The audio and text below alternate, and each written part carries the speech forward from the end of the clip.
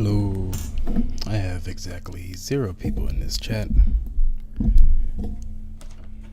Um,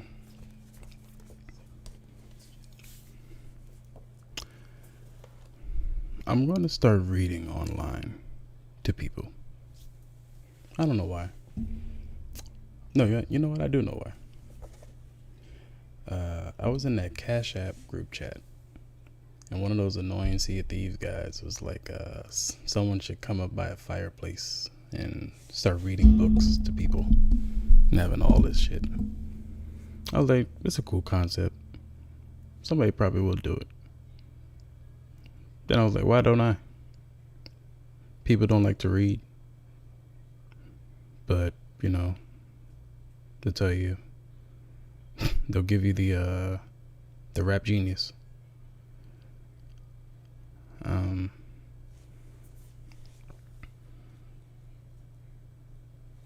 We're going to be reading all about love. The universe pretty much gave this book back to me when I was going to give it to somebody. Going to try to make me learn a lesson that someone else already taught me. So I'm just going to go about it a different way. Because if I go about it the same way, it will be insanity. So I'm just going to read to you guys. If anybody wants to join in the chat or whatever, But I'm going to be reading online for a bit. I don't really deal with the forewords and the introductions and all that. I'll read this one. The first love letter I ever wrote was sent to you. Just as this book was written to talk to you, Anthony, you have always been my most intimate listener. I love you always. In the Song of Solomon, there is this passage that reads, I'm holding the book so down. That's why I got back problems now.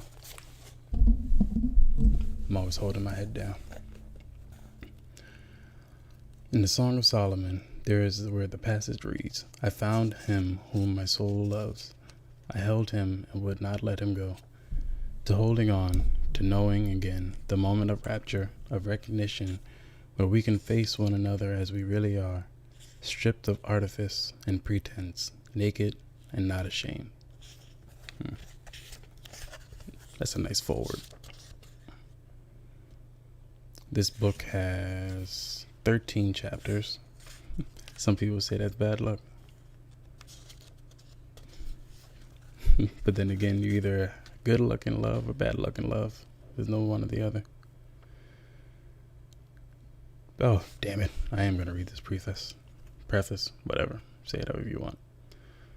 When I was a child, it was clear to me that life was not worth living if we did not know love. I wish I could testify that I came to this awareness because of the love I felt in my life. But it was love's absence that let me know how much love mattered. I was my father's first daughter. At the moment of my birth, I was looked upon with loving kindness, cherished and made to feel wanted on this earth and in my home. To this day, I cannot remember what the feeling of being loved left me. I just know that one day I was no longer precious. Those who had initially loved me turned away. The absence of the recognition and regard pierced my heart and left me with a feeling of brokenheartedness so profound I was spellbound. Grief and sadness overwhelmed me. I did not know what I had done was wrong, and nothing I tried to make it right. Nothing I did. What? Slow it down. And nothing I tried made it right. Oh, that was just a short sentence. I get thrown off by short sentences like that. No other connection healed the hurt of that first abandonment, that first banishment from love's paradise.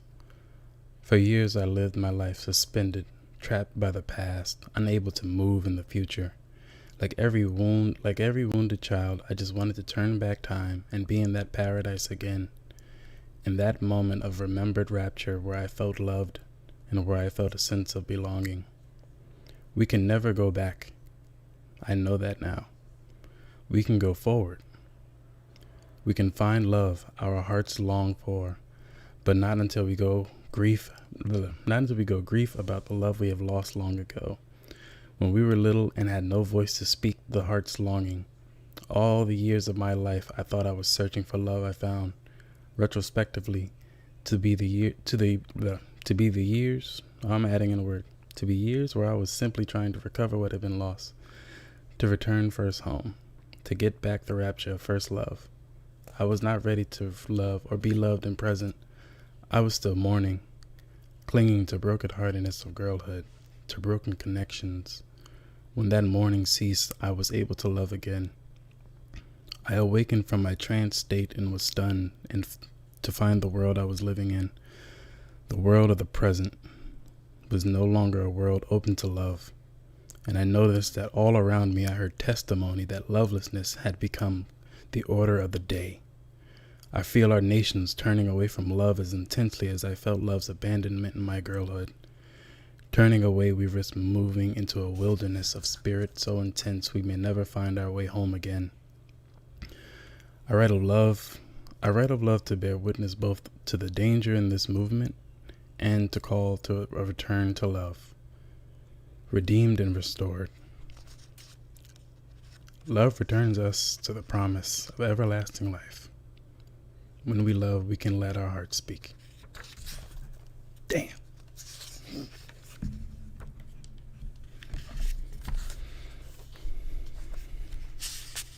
Damn, dogs. I already read this and I'm getting teary-eyed again. Oh, this is a different perspective of me reading it. I've had more realizations. Grace, touched by love. It is possible to speak with our heart directly. Most ancient cultures know this. We actually converse with our heart as if we were a good friend. In modern life, we have become so busy with our daily affairs and thoughts that we have lost this essential art of taking time to converse with our heart. Deadass. I know in my heart of hearts, if I would have been listening to my heart more and listening to people less, I wouldn't be... Nope. Because every lesson I've learned... Yeah, never mind. On my kitchen wall hang 4 snapshots of graffiti art I first saw on construction walls. So I walked to On my kitchen wall hang 4 snapshots of the graffiti art I first saw on construction walls as I walked to my teaching job at Yale University years ago. Declaration, the search for love continues even in the face of great odds, was painted in bright colors. At the same time, recently separated from a painter of almost 15 years, I was often overwhelmed by grief so profound. It seemed as though an immense sea of pain was washing my heart and soul away. Overcome by sensations of being pulled underwater, drowning, and I constantly searching for anchors to keep me afloat, to pull me back safely to the shore. The declaration of the construction walls with its childlike drawing of unidentifiable animals always lifted my spirits. Whenever I passed this site, the affirmation of love's possibility sprawling across the block gave me hope. Signed with the first name of a local artist, these works spoke to my heart. Reading them, I felt a certain artist was undergoing a crisis in his life, either already confronting loss or facing the possibility of loss. In my head, I engaged in imaginary conversation about the meaning of love with him. I told him how his playful graffiti art anchored me and helped me restore my faith in love. I talk about the way his declaration with it promise of a love waiting to be found, a love I could still hope for, lifted me out of the abyss I had fallen into. My grief was heavy, despairing sadness caused by parting from a companion of many years, but more important, it was despair rooted in the fear that love did not exist, could not be found. And even if we were lurking somewhere, I might never know it in my lifetime. It had never become hard for me to continue to believe in love's promise when everywhere I turned the enchantment of power or the terror of fear overshadowed the will to love. One day on my way to work, looking forward to the day's meditation on love, the sight of the graffiti art endangered, I was stunned to find that the construction company had painted over the picture of a white paint so glaringly bright it was impossible to see faint traces of our original art underneath. Upset what had now become a ritual affirmation of love's grace was no longer there to welcome me. Goddamn allergy season. And this book making me cry and shit. I'm like a bitch. I don't care. I don't care if I cry. Nigga, what? Square up then. With my crying ass shoulders and these fists. I'll cry as I knock you out. Upset what had now become a ritual affirmation of love's grace was no longer there to welcome me. I told everyone of my disappointment. Finally, someone passed on the rumor that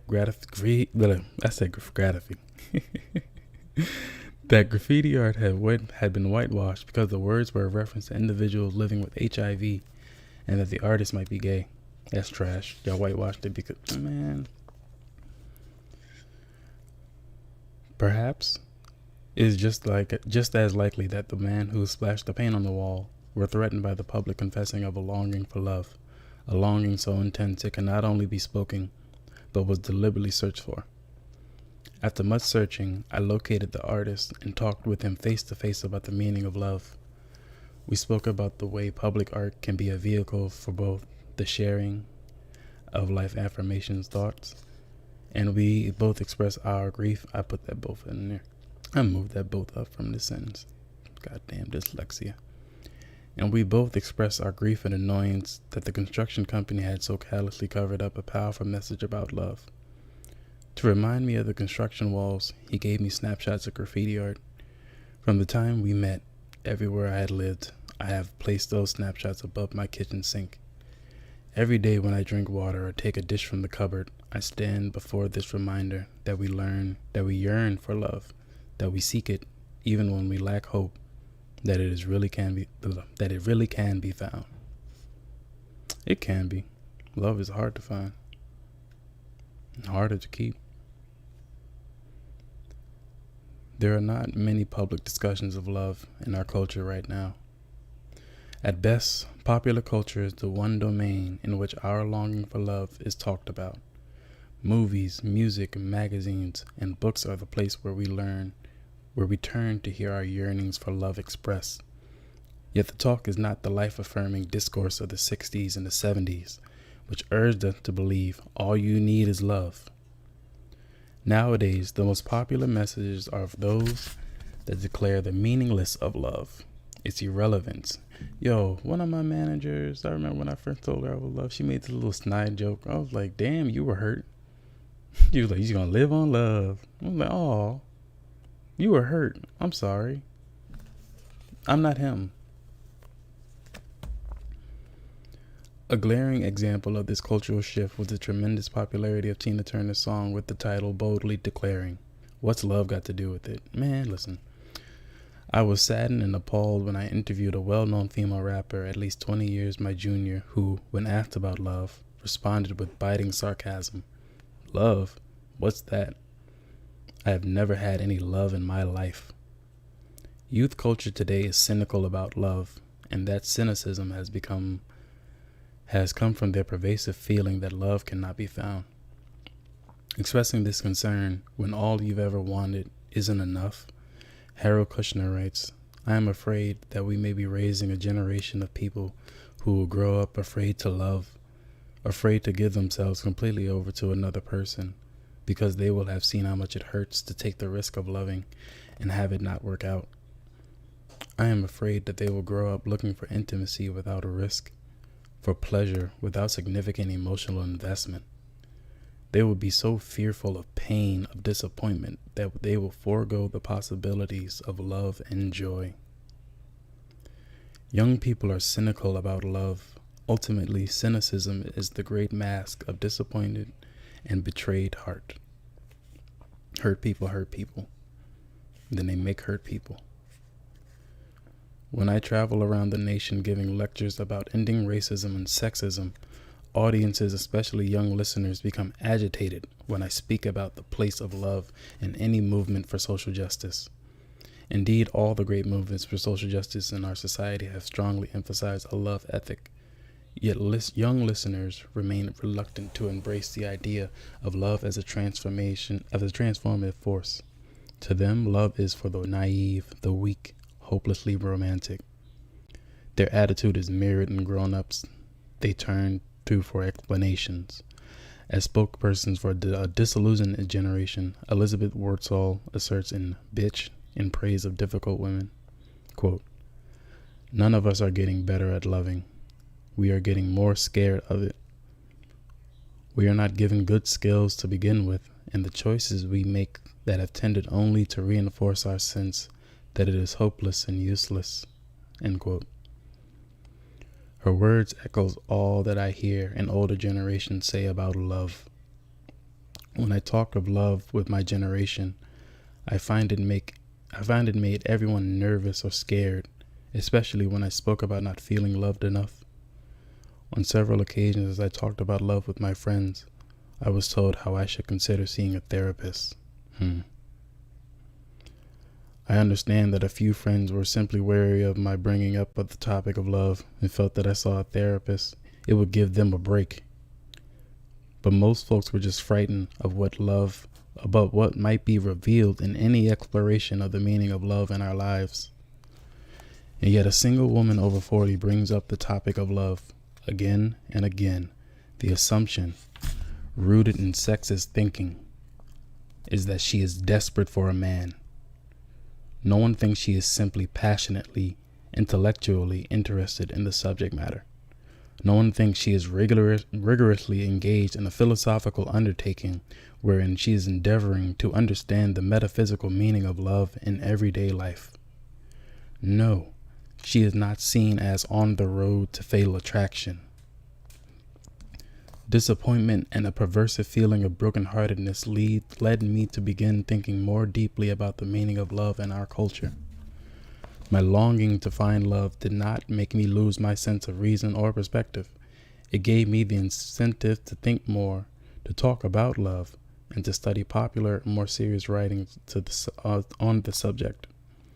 As I pored over nonfiction books on the subject of love, I was surprised to find that the vast majority of the revered books one uses as references for work, and even those popular as self-help books, have been written by men. All of my life, I thought of the love as a topic women contemplate with greater intensity and vigor than anybody else on the planet. I still hold this belief, even though a visionary female thinking on the subject has yet to be taken as seriously as the thoughts and writing of men. Men theorize about love, but women are more often love's practitioners.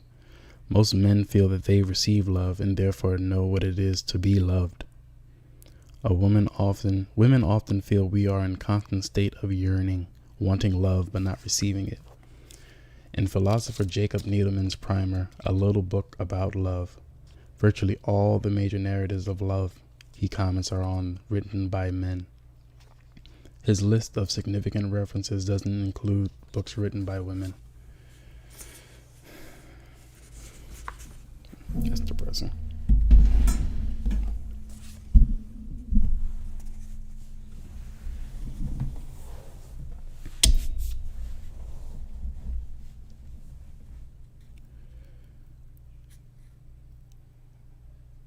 I lost my pace.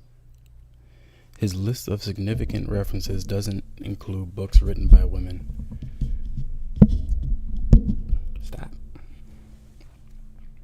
Throughout my graduate school training for a doctorate in literature, I can recall only one woman poet being exalted as high priestess of love, Elizabeth Barrett Browning.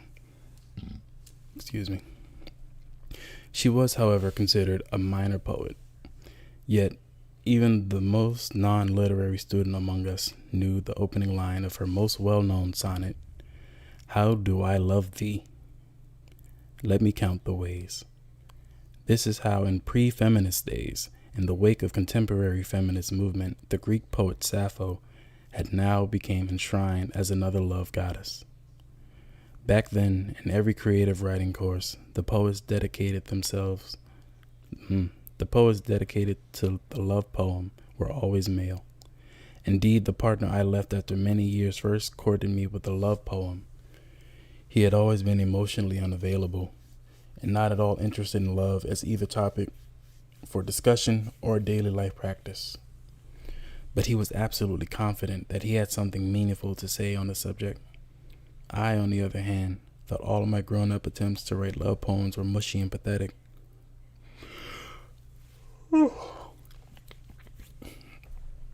Words failed me when I tried to write about love. My thoughts seemed sentimental, silly, and superficial. When writing poetry in my girlhood, I had felt the same confidence I would come to see in my adult life only in male writers. When I first began to write poetry in girlhood, I thought love was the first topic, the most important passion, and indeed, the first poem I published at age 12 was called A Look at Love. Somewhere along the way, in the passage from girlhood to womanhood, I learned that females really had nothing serious to teach the world about love. Death became my chosen topic. No one around me, professors and students alike, doubted a woman's ability to be serious when it came to thinking and writing about death. All the poems in my first book were on the topic of death and dying. Even so, the poem that opened the book, The Woman's Mourning Song, was about the loss of a loved one and the refusal to let death destroy memory. Contemplating death has always been a subject that leads me back to love. Significantly, I began to think more about the meaning of love as I witnessed the death of many friends, comrades, and acquaintances, many of them dying young and unexpectedly. When I was approaching the age of 40 and facing the type of cancer scares that have become so commonplace in women's lives that they are practically routine, my first thought as I waited for the test results was that I was not ready to die because I had not yet found the love in my heart that I had been seeking. Shortly after this crisis ended, I had a grave illness that was life-threatening. Confronting the possibility of dying, I became obsessed with the meaning of love in my life and contemporary culture. My work as a cultural critic offered me a constant opportunity to pay close attention to everything the mass media, particularly movies and magazines, tell us about love. Mostly they tell us that everyone wants love, but that we remain totally confused about the practice of love in everyday life. In popular culture, love is always the stuff of fantasy. Maybe this is why men have done most of the theorizing about love. Fantasy has primarily been their domain, both in the sphere of cultural production and in everyday life. Male fantasy is seen as something that can create reality, whereas female fantasy is regarded as pure escape. Hence, the romance novel remains the only domain in which women speak of love with any degree of authority. However, when men appropriate the romance genre, their work is far more rewarded than is the writing of women. A book like The Bridges of Madison County is a supreme example. Had a woman penned this sentimental, shallow story of love, which did, though, have its moments, it's unlikely that it would ever have come across any major mainstream success, crossing all boundaries of genre. Of course, consumers of the book about love are primarily female, yet male sexism alone doesn't explain the lack of more books by and about love written by women. Apparently, women are both willing and eager to hear what men have to say about love. Female sexist thinking may lead a woman to feel that she already knows that another woman will say. Such a reader may feel that she has more to gain by reading what men have to say. Earlier in my life, I read books about love and never thought that the gender of the writer. Eager to understand what we mean when we speak of love, I did not really consider the extent to which gender shaped a writer's perspective. It was only when I began to think seriously about the subject of love and to write about it, I pondered whether women do this differently from men. Reviewing the literature on love, I noticed how on writers, male or female, talk about the impact of patriarchy, the way in which male domination of women and children stands in the way of love. John Bradshaw's Creating Love, The Next Great Stage of Growth, is one of my favorite books in the topic. He valiantly attempts to establish the link between male domination, the institutionalization of patriarchy, and the lack of love in families. Famous for work that calls the attention to the inner child, Bradshaw believes ending the patriarchy is one step in the direction of love. However, his work on love has never received ongoing attention and celebration. It did not get the notice given work by men who write about love while affirming sexist gender roles. Profound changes in the way we think, act, and must take place if we are going to create a loving culture. Men writing about love always testify that they have received love. They speak from this position. It gives what they say authority. Women, more often than not, speak on a position of lack and of not having received the love we long for. A woman who talks of love is still suspect. Perhaps this is because all that enlightened women may have to say about love will stand as a direct threat and challenge to the visions men have offered us. I enjoy what male writers have to say about love. I cherish my Rumi and my Riki. Male poets have stirred the hearts with their words. Men often write about love through fantasy, though what they imagine is rather likely what they have concretely know. We know that Riki did not write as he lived, and that so many words of love offered us by great men fail us when he came face to face with reality. And even though John Gray's work troubled me and makes me mad,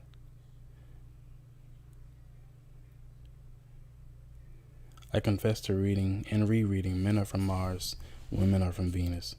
But like many women and men, I want to know about the meaning of love beyond the realm of fantasy, beyond where we imagine can happen. I want to know love's truth as we live them. Almost all the recent popular self-help writings by men on love, from works like Men Are From Mars, Women Are From Venus, to John Wellwood's Love and Awakening, make use of feminist perspective on gender roles. Ultimately, though, the authors remain webbed to belief systems in which we suggest there are basic inherent differences between women and men. In actuality, all of the concrete proofs indicates that while perspectives of men and women often differ, these differences are learned characteristics, not innate or natural traits. If the notion that men and women are absolutely opposites, inhibiting total different emotional universes were true, men would have never become the supreme authorities on love.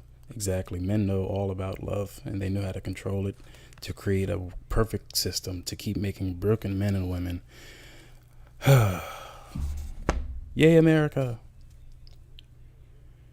Given gender stereotypes that assign to women the role of feelings and emotional, and to men the role of reason and non-emotion, real men would shy away from any talk of love.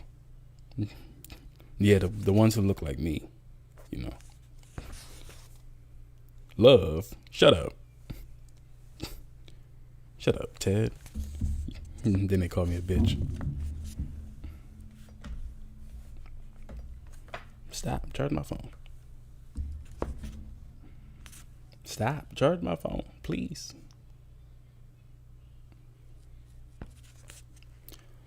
Though considered the established authorities on the subject, only a few men talk freely, telling the world what they think about love.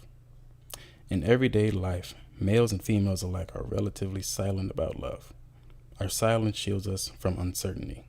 We want to know love.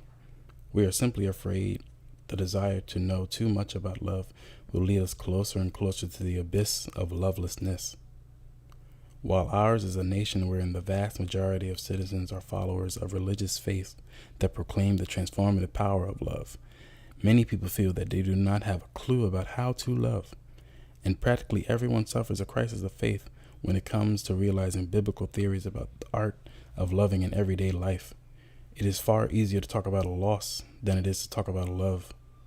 It is easier to articulate the pain of love's absence than to describe its presence and meaning in our lives. Taught to believe that the mind, not the heart, is the seat of learning, Many of us believe that to speak of love with any emotional intensity means we will be perceived as weak and irrational. And it is especially hard to speak of love when we have to say, calls attention to the fact that lovelessness is more common than love. That many of us are not sure what we mean when we talk of love or how to express love. Everyone wants to know more about love. We want to know what it means to love. What can we do in our everyday lives to love and be loved? We want to know how to seduce those among us who remain wedded to lovelessness and to open a door to their hearts to let love enter. The strength of our desire does not change the power of our cultural uncertainty. Everywhere we turn, that love is important, and yet we are bombarded by its failures. In the realm of the political, among the religious, in our families, and in our romantic lives, we see little indication that love informs decisions, strengthens our understanding of community, or keeps us together. This bleak picture in no way alters the nature of our longing. We still hope that love will prevail. We still believe in love's promise. Just as the graffiti proclaim, just as the damn I hit hard. Just as the graffiti proclaim, our hope lies in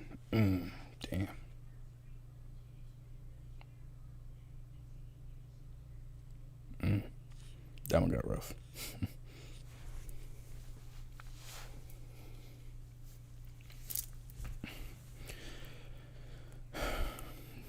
Just as the graffiti proclaim, our hope lies in the reality that so many of us continue to believe in love's power. We believe it is important to know love. We believe it is important to search for love's truth. And in an overwhelming number of private conversations and the public dialogues, I have given and heard testimony about the mounting lovelessness in our culture and the fear it strikes in everyone's heart. This despair about love is coupled with a callous cynicism that frowns upon any suggestion that love is as important as work, as crucial to our survival as a nation as we strive to succeed. Bruh, this is what the fuck I be saying.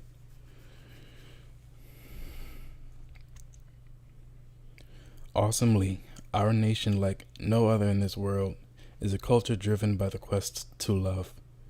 It's the theme of our movies, music, literature, even as it offers so little opportunity for us to understand love's meaning or to know how to realize love in word and deed. Our nation is equally driven by sexual obsession. There is no aspect of sexuality that is not studied, talked about, or demonstrated. How-to classes exist for every dimension of sexuality, even masturbation. Yet schools for love do not exist. Everyone assumes that we will know how to love instinctively. Despite overwhelming evidence to the contrary, we still accept that family is the primary school for love. Those of us who do not learn how to love among family are expected to experience love in romantic relationships. However, this love often eludes us, and we spend a lifetime undoing the damage caused by cruelty, neglect, and all manner of lovelessness experienced in our families of origin and in relationships where we simply did not know what to do. Only love can heal the wounds of the past. However,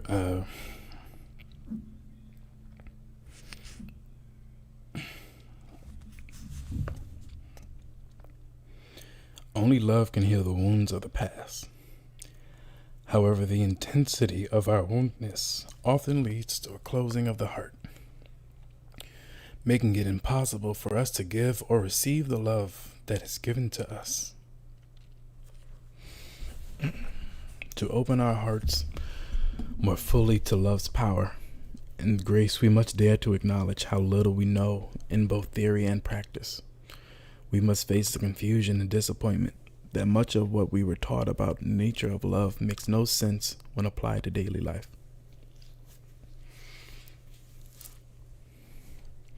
Contemplating the practice of love in everyday life, thinking about how we love what is needed for ours to become a culture where love's sacred presence can be felt everywhere, I wrote this meditation. As the title, All About Love, New Visions indicates, we want to live in a culture where love can flourish. We yearn to end the lovelessness that is so pervasive in our society. This book tells us how to return to love. All About Love, New Visions provides radical new ways to think about the art of loving, offering hopeful, joyous visions of love's transformative power. It lets us know that we must do what we must do to love again, gathering love's wisdom. It lets us know what we must do to be touched by love's grace. You wanna know what's crazy? We just now getting chapter 1. I'm saying we like there's anybody in here. Chapter 1, Clarity. Give love words. As a society, we are embarrassed by, I'm rereading this book and the shit is hitting different. Give love words. As a society, we are embarrassed by love. We treat it as if it were an obscenity. We reluctantly admit to it, even though the words make us stumble and blush. Love is the most important thing in our lives, a passion for which we would fight or die, and yet we're reluctant to linger over its names. Without a supple vocabulary, we can't even talk or think about it directly. The men in my life have always been the folks who are wary of using the word love lightly. They are wary because they believe women make too much of love, and they know what we think love means is not always what they believe it means. Our confusion about what we mean when we use the word love is the source of our difficulty in loving. If our society had commonly held understanding of the meaning of love, the act of loving would not be so mystifying. Dictionary definitions of love tend to emphasize romantic love, defining love first and foremost as profoundly tender, passionate affection for another person, especially when based on sexual attraction. Of course, other definitions let the reader know one may have such feelings with a context that is not sexual. However, deep affection does not really adequately describe love's meaning. The vast majority of books on this subject of love's work hard to avoid giving clear definitions. An introduction to Diane Ackerman's A Natural History of Love, she declares, "Love is the great intangible." A few sentences down from this, she suggests, "Everyone admits that love is wonderful and necessary, yet no one can agree on what it is." Coyly, she adds, goddamn lisp, "We use the word love in such a sloppy way that it can mean nothing or absolutely everything." No definition ever appears in her book that would help anyone trying to learn the art of loving. Yet she is not alone in writing of love in ways that could cloud our understanding. When the very meaning of the word is cloaked in mystery, it would not come as a surprise that most people find it hard to define what they mean when they use the word love. Imagine how much easier it would be for us to learn how to love if we began with a shared definition. The word love is most often defined as a noun, yet more astute theorists of love actually acknowledge, the more astute theorists of love acknowledge that we would all love better if we used it as a verb. I spent years searching for a meaningful definition of the word love, and was mostly deeply relieved when I found one in psychiatric M. Scott Peck's classic self-help book, The Road Less Traveled. Son of a bitch. First published in 1978, echoing the work of Erich Fromm, he defines love as the will to extend oneself for the purpose of nurturing one's own or another's spiritual growth. Explaining further, he continues, "Love is as love does. Love is an act of will, namely both an intention and an action. Will also simplifies choice. We do not have to love. We choose to love. Since the choice must be made to nurture growth, this definition counters the more widely accepted assumption that we love instinctively. That we love instinctually? Oh, instinctually. Is that a word? No word for me. Never seen that word. Everyone who has witnessed the growth process of a child from the moment of birth on sees clearly that before language is known, before the identity of caretakers is recognized, babies respond to affectionate care. Usually they respond to the sounds or looks of pleasure. As they grow older, they respond to the affectionate care by giving affection, cooing at the sight of the welcome caretaker. Affection, only one ingredient of love. To truly love, we must learn to mix various ingredients: care, affection, recognition, respect, commitment, and trust, as well as honest and open communication. Learning faulty definitions of love when we were quite young makes it difficult to be loving as we grow older. We start out committed to the right path, but we go in the wrong direction. When we feel deeply drawn to someone, we connect with them. That is, we invest feelings or emotions in them. That process of investment wherein a loved one becomes important to us is called cathesis. In this book, Peck rightly emphasizes that most of us confuse connecting with loving. We all know how often individuals feel connected to someone through the process of connecting instead of insist that they love the other person, even if they are hurting or neglecting them. Since their feeling is that of cathexis, I feel like I'm saying this wrong. Cathexis? Cathexis? Cathexis? That word. Cathexis. Another word I've never seen. And that's why the internet is amazing.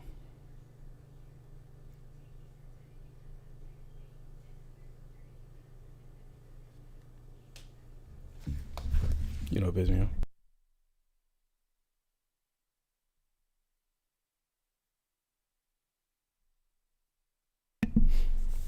That would have pissed me off.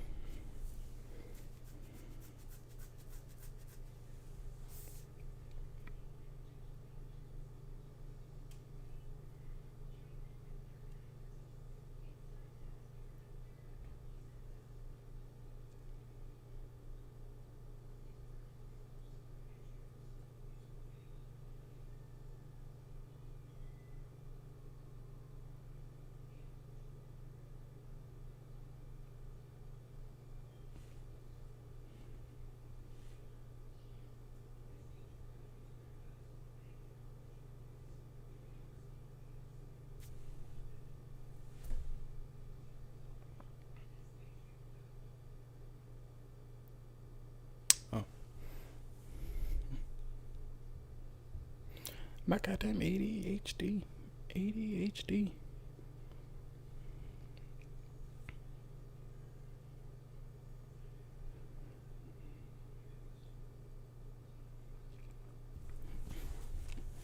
Forgot the word I was looking for and all that.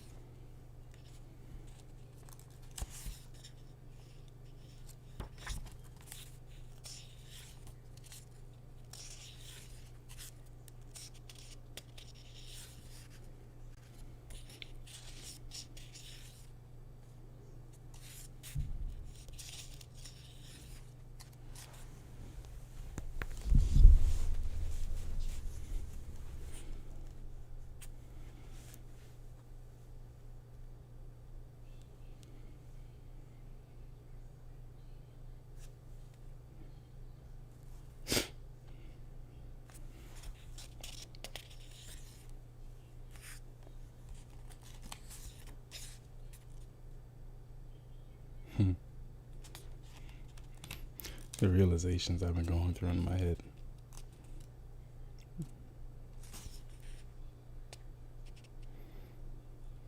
Goddamn spiritual awakenings, man. When they tell you that when they say you're going to go on a spiritual journey, when you really begin it, the ball don't stop. You see all your trauma. All of it. The repressed memories. All of it. The things people are telling you when you're laying in a hospital bed. All of it.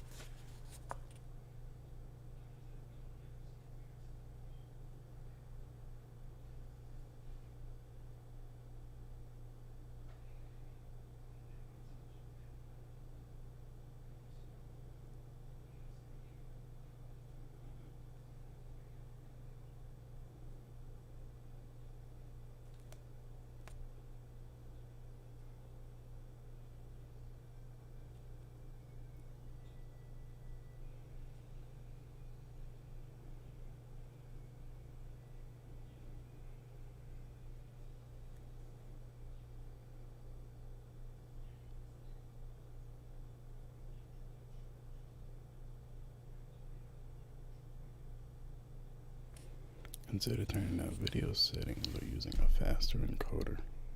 No. I'm trying to find this damn word before I get distracted and forget it again.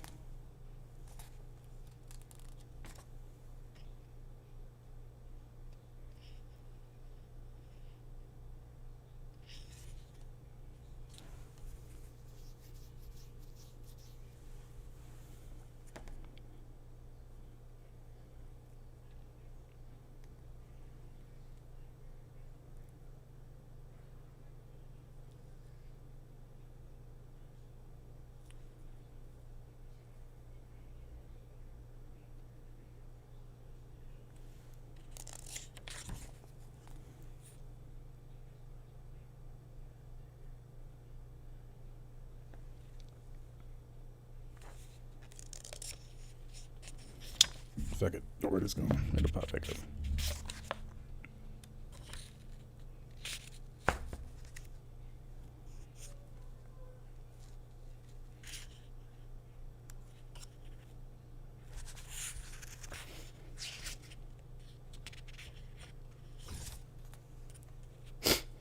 When we understand love as a will to nurture our own, another spiritual growth, it becomes clear that we cannot claim to love we are hurtful or abusive. Learning faulty definitions of love when we were quite young. Oh, there it is.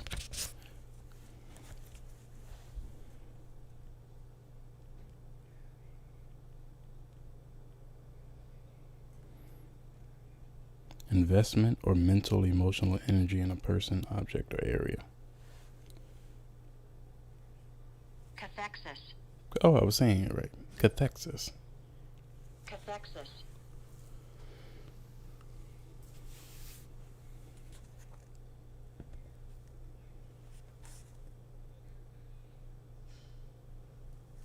Everyone who has witnessed the growth process of a child from the moment of birth on sees clearly that before a language is known, before the identity of caretaker is recognized, babies respond to affectionate care. Usually they respond with sounds or looks of pleasure. As they grow older, they respond to affectionate care by giving affection, cooing at the sight of a welcome caretaker, Affection is only one ingredient of love. To learn love, we must learn to mix various ingredients: care, affection, recognition, respect, commitment, and trust, as well as honest and open communication.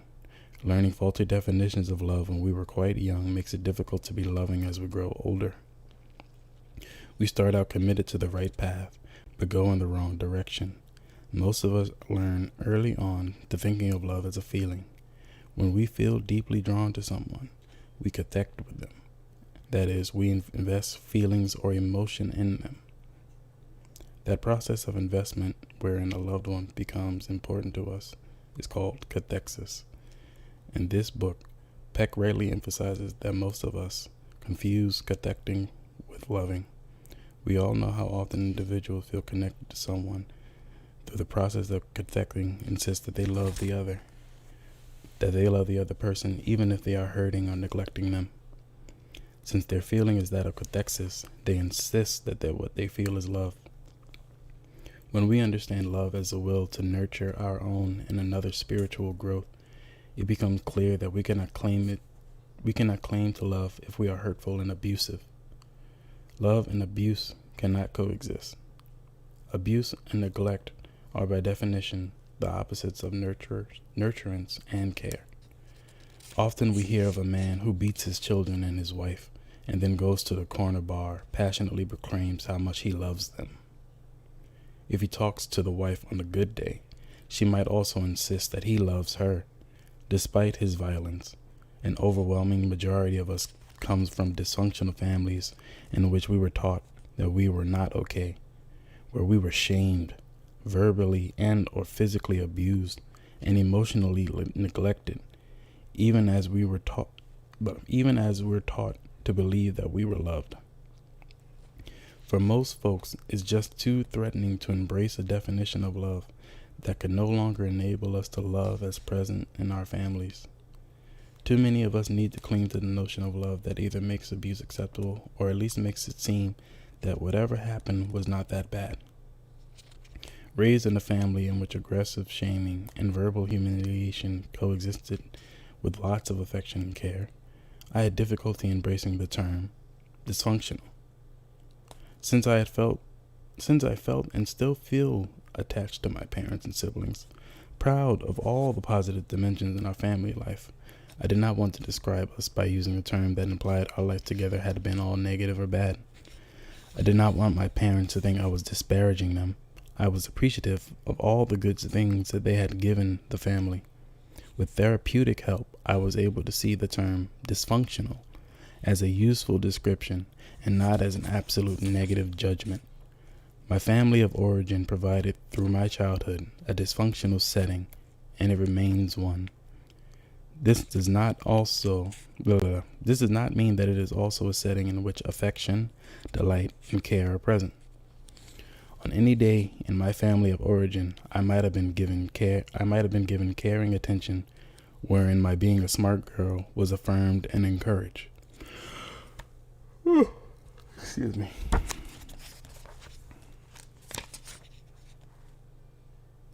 Then, hours later, I would be told that it was precisely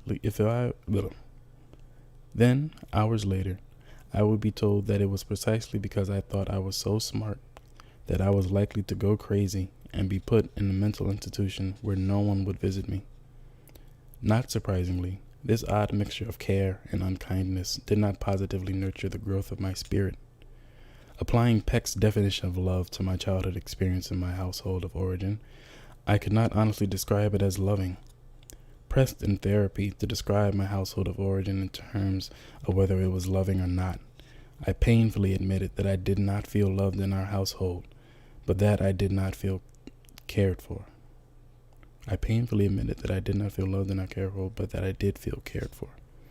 And outside my household of origin, I felt genuinely loved by individual family members, like my grandfather. This experience of genuine love, a combination of care, commitment, trust, knowledge, responsibility, and respect, nurtured my wounded spirit and enabled me to survive acts of lovelessness. I am grateful to have been raised in a family that was caring and strongly believe that had my parents been loved well by their parents, they would have been given the love to their children. I agree.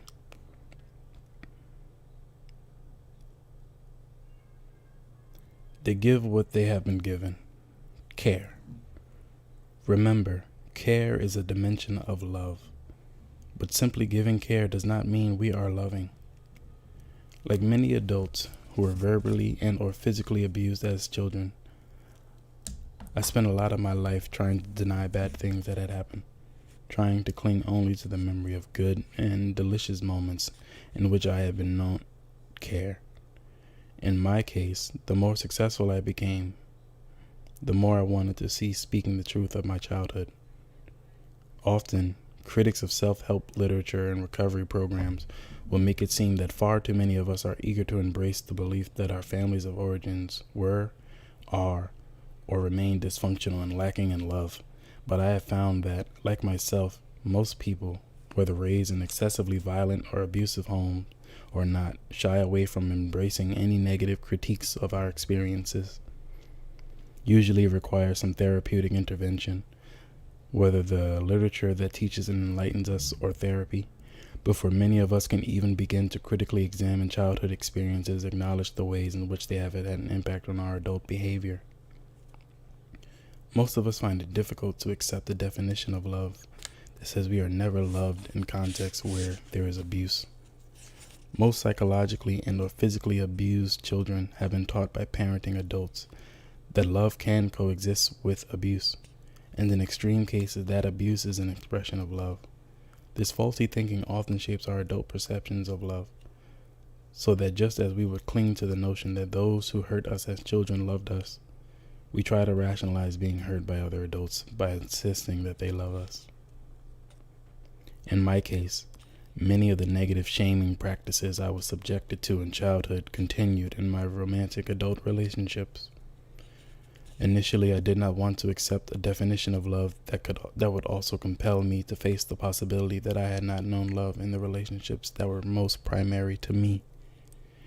Years of therapy and critical reflection enabled me to accept that there is no stigma attached to acknowledging a lack of love in one's primary relationships.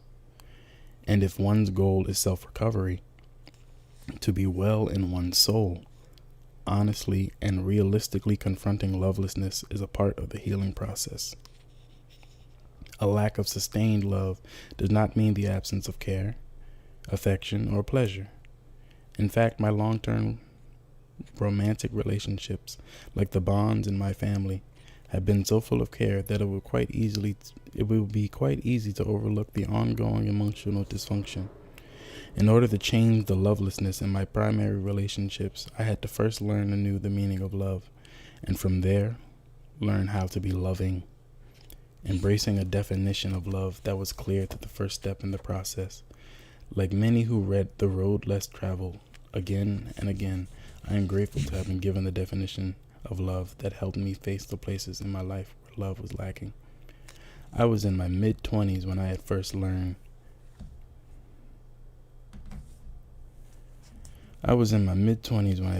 to understand love as the will to extend oneself for the purpose of nurturing one's own or another's spiritual growth. It still took me years to let go of learned patterns of behavior that negated my capacity to give and receive love. One pattern that made the practice of love especially difficult was my constantly choosing to be with men who were emotionally wounded, who were not that interested in being loving, even though they desired to be loved. I wanted to know love, but I was afraid to surrender and trust another person.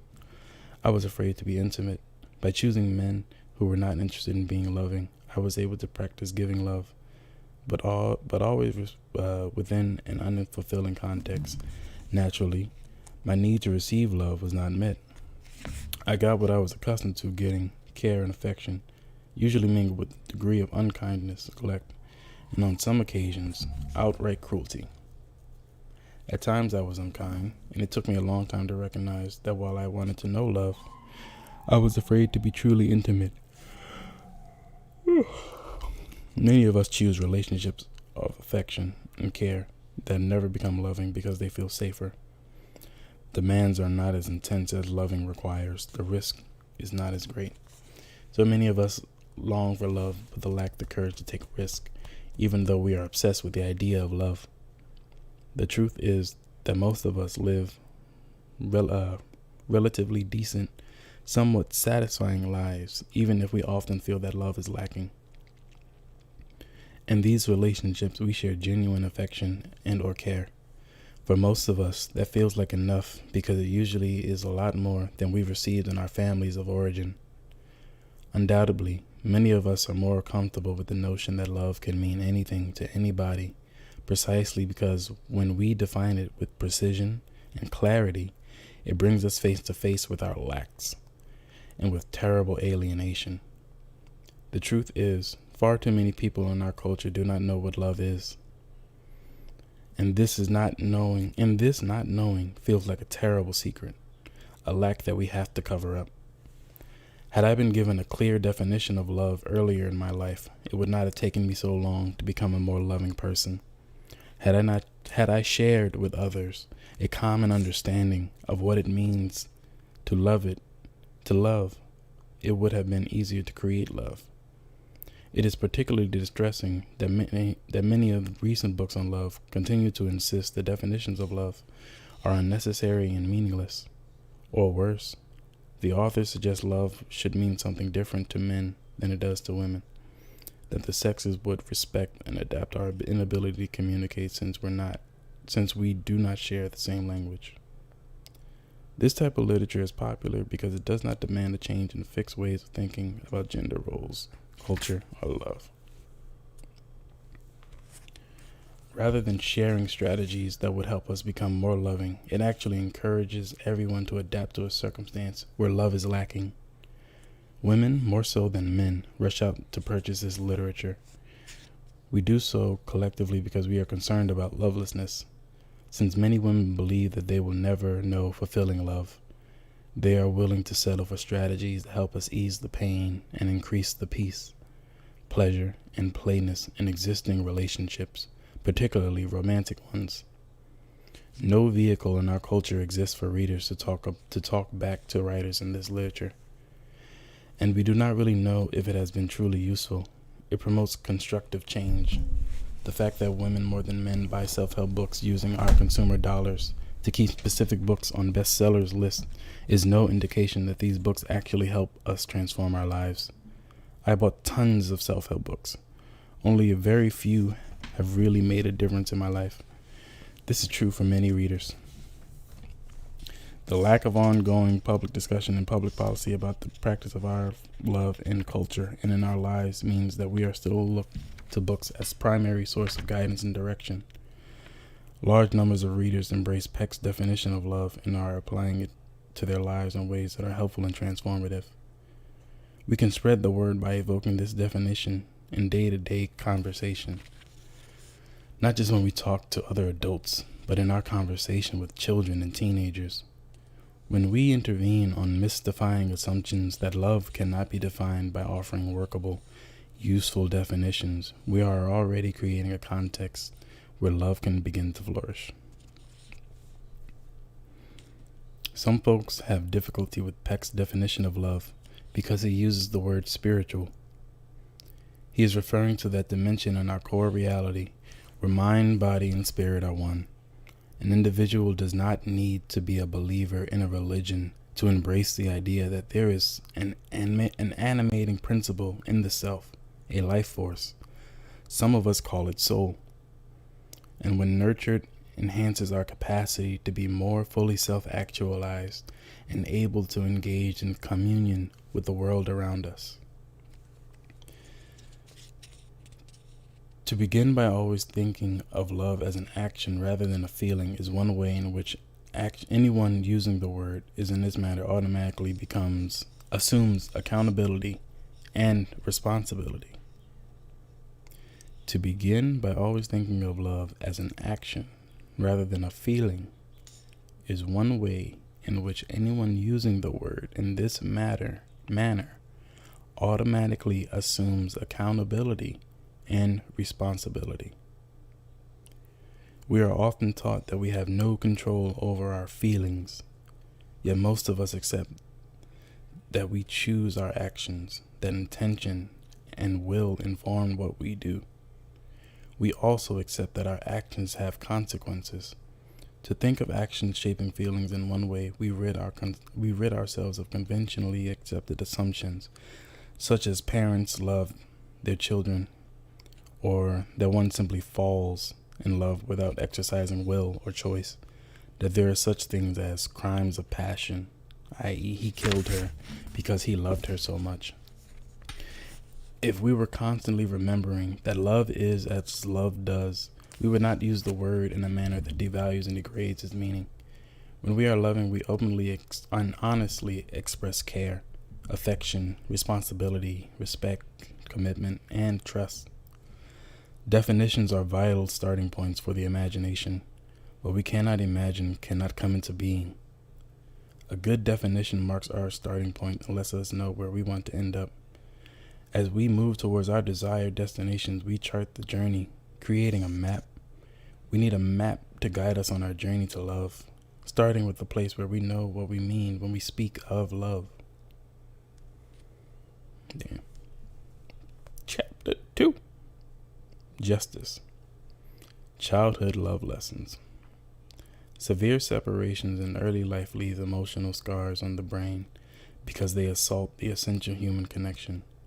The parent-child bond, which teaches us that we are lovable. The bond which teaches us how to love. We cannot be whole human beings. Indeed, we may find it hard to be human without the sustenance of this first attachment. We learn about love in childhood. Whether our homes are happy or troubled, our family functions or dysfunctional, it's the original school of love. I cannot remember ever wanting to ask my parents to define love.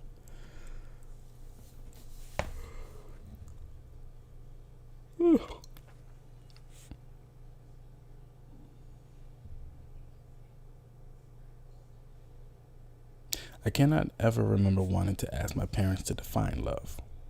To my child's mind, love was the good feeling you got when family mistreated you like you mattered and you treated them like they mattered. Love was always and only about good feeling. In early adolescence, when we were whipped and told that these punishments were, quote, for our own good, unquote, or, quote, I'm doing this because I love you, end quote, my siblings and I were confused. Why was harsh punishment a gesture of love? As children do, we pretended to accept this grown-up logic. But we knew in our hearts it was not right. We knew it was a lie.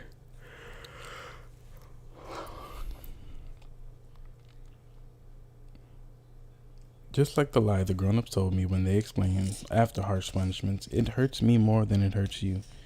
There is nothing that creates more confusion about love in the minds and the hearts of children that have been treated unkind There's nothing that creates more confusion about love in the minds and hearts of children than unkind and or cruel punishment meted out by grown-ups. They have been taught they should love and respect. Such children learn only on the question, the meaning of love, to yearn for love even as they doubt it exists. On the flip side, there are masses of children who grow up confident love is a good feeling, who are never punished, who are allowed to believe that only love is about getting your needs met, your desires satisfied. In their child's mind,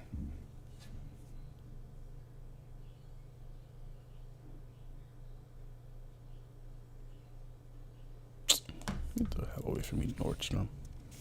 Y'all ain't want to hire me before. In their child's mind, love is not what they give.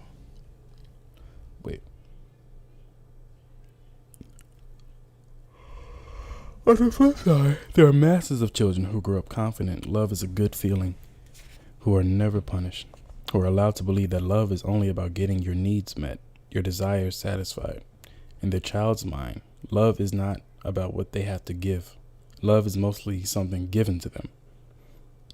When children like these are overindulged, either materially or being allowed to act out, this is a form of neglect.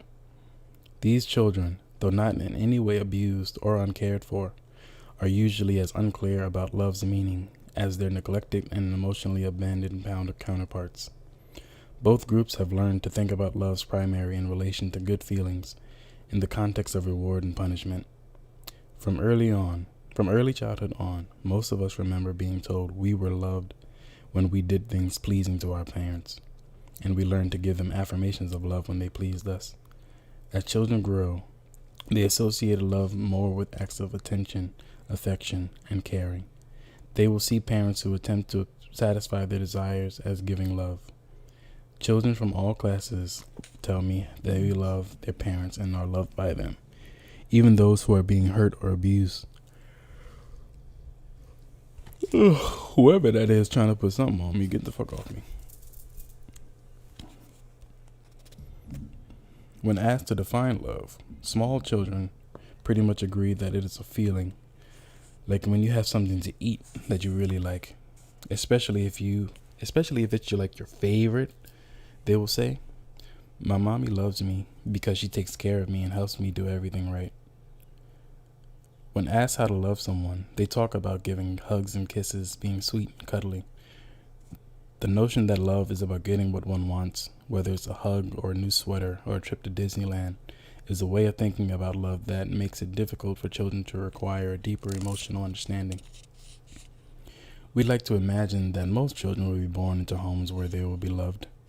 But love will not always be present if the grown-ups who parent do not show love. Although lots of children are raised in homes where they are given a degree of care, love may not be sustained or even present. Adults across state lines and races. Man, I'm going to turn my phone off.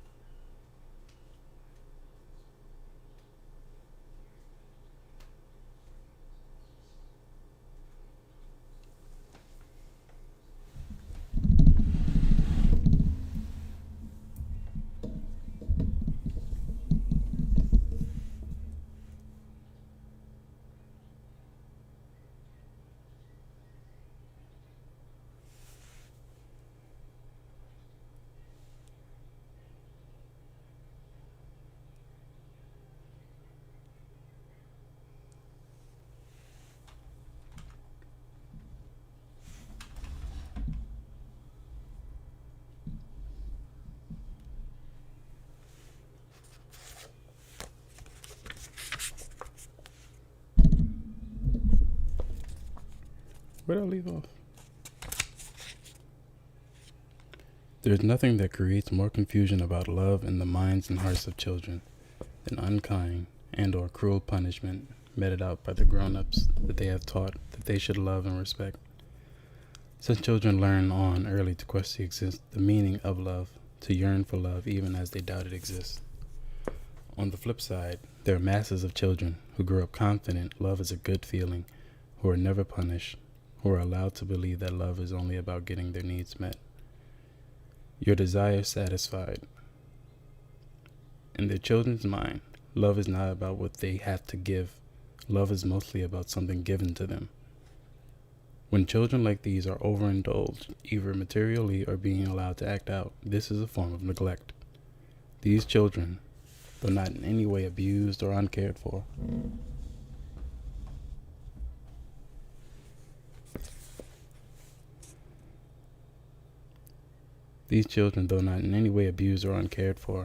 are usually as unclear about love's meaning as their neglected and emotionally abandoned counterparts.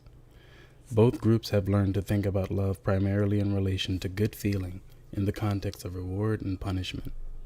From early childhood on, most of us remember being told we were loved when we did pleasing things to our parents. We learned to give them affirmations of love when they pleased us. As the children grow, they associate love more with acts of attention and affection and caring. They still do not see parents who attempt to satisfy their desires as giving love. Children from all classes tell me that they love their parents and are loved by them, even those who are being hurt or abused. When asked to define love, small children pretty much agree that it's a good feeling, like when you have something to eat that you really like. Especially if it's your favorite. They will say, "My mommy loves me because she takes care of me and helps me do everything right." When asked how to love someone, they talk about giving hugs and kisses, being sweet and cuddly. The notion that love is about getting what one wants, whether it's a hug or a sweater or a new trip to Disneyland, is a way of thinking about love that makes it difficult for children to acquire a deeper emotional understanding. We like to imagine that most children will be born into homes where they will be loved. But love will not be present if the grown-ups who parent do not know how to love. Although lots of children are raised in homes where they are given a degree of care, love may not be sustained or even present. Adults across lines of class, race, and gender indict the family. Their testimony conveys the worlds of childhood, where love was lacking, where chaos, neglect, abuse, and coercion reigned supreme. In her recent book, Raised in Captivity, Why Does America Fail Its Children?, Lucia Hodgins documents the reality of lovelessness in the lives of majority of the children in the United States. Every day, thousands of children in our culture are verbally and physically abused, starved, tortured, and murdered. They are the true victims of intimate terrorism, and that they have no collective voice and no rights. They remain the property of parenting adults who do with as they will. There can be no love without justice until we live in a culture that not only respects but also upholds basic civil rights for children. Most children will not know love. In our culture, the private family dwelling is the only institutionalized sphere of power that can easily be autocratic and facetious. I said that wrong. I don't care. As absolute rulers, parents can usually decide without any intervention what is best for their children. If children's rights are taken away in any domestic household, they have no legal recourse. Unlike women who can organize to both protest sexist domination, demanding both equal rights and justice, children can only rely on well-meaning adults to assist them if they are being exploited and oppressed in home. We all know that, irrespective of class or race, other adults rarely intervene to question or challenge what their peers are doing with their children. At a fun party, mostly of educated, well-paid professionals, a multiracial, multi-generational evening, the subject of disciplining kids by hitting was raised. Almost all the guests over 30 spoke about the necessity of using physical punishment. Many of us in the room have been smacked, whipped, or beaten as children. Men spoke the loudest in defense of physical punishment. Women, mostly mothers, talked about hitting as a last resort, but one that deployed when necessary. As one man bragged about the aggressive beatings he had received from his mother, sharing that they had been good for him, I interrupted and suggested that he might not be the misogynistic woman-hater he is today if he had not been brutally beaten by a woman as a child. Although it is too simplistic to assume that just because we are hit as kids, we will grow up to be people who hit. I wanted the group to acknowledge that being physically hurt or abused by grown-ups when we are children was harmful consequences in our adult life. A young professional, the mother of a small boy, bragged about the fact that she did not hit, that when her son misbehaved, she clamped down on his flesh, pinching him until he got the message. But this too is a form of coercive abuse. The other guests supported this young mother and her husband in their methods.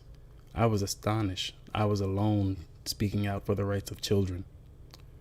Later, with other people, I suggested that we all have been listening to a man tell us that every time his wife or girlfriend does something he does not like, he just clamps down on her flesh, pinching her as hard as he can.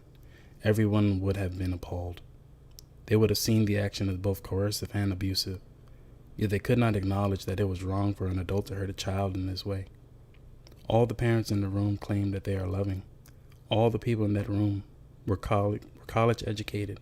Most called themselves good liberals, supportive of civil rights and feminism, but when it came to the rights of children, they had a different standard. One of the most important social myths we must debunk if we are to become a more loving culture is the one that teaches parents that abuse and neglect can coexist with love. Abuse and neglect negate love. Care and affirmation, the opposite of abuse and humiliation, are the foundations of love. No one can rightfully claim to be loving when behaving abusively. Yet parents do this all of the time in our culture. Children are told that they are loved even though they are being abused. It is a testimony to the failure of loving practice that abuse is happening in the first place. Many of them who suffer their personal testimony in boyhood, growing up male, tell stories of random violence by abuse by parents that inflicted trauma. In his essay, When My Father Hit Me, Bob Shelley described the pain of repeated beatings by his dad, stating, quote, "From these experiences with my father, I learned about the abuse of power. By physically hitting my mother and me, he effectively stopped us from reacting to his humiliation of us. He ceased to protect his violations of our boundaries and his ignoring our sense of individuals with needs, demands, and the rights of our own." Unquote. Throughout this essay, Shelby expresses contradictory understandings about the meaning of love. On one hand, he says, "I have no doubt that my father loved me, but this love became misdirected. He said that he wanted to give me that he didn't. He said he wanted to give me what he didn't have as a child." On the other hand, Shelby confesses, "What he most showed me, however, was his difficulty in being loved. All of his life he has struggled with the feelings of being unloved." When Shelby described his childhood, it was clear that his dad had affection for him and also gave him care of some of the time. However, his dad did not know how to give and receive love. The affection he gave was undermined by the abuse. Writing from the space of adult recollection, Shelby talks about the impact of physical abuse on his boyhood psyche.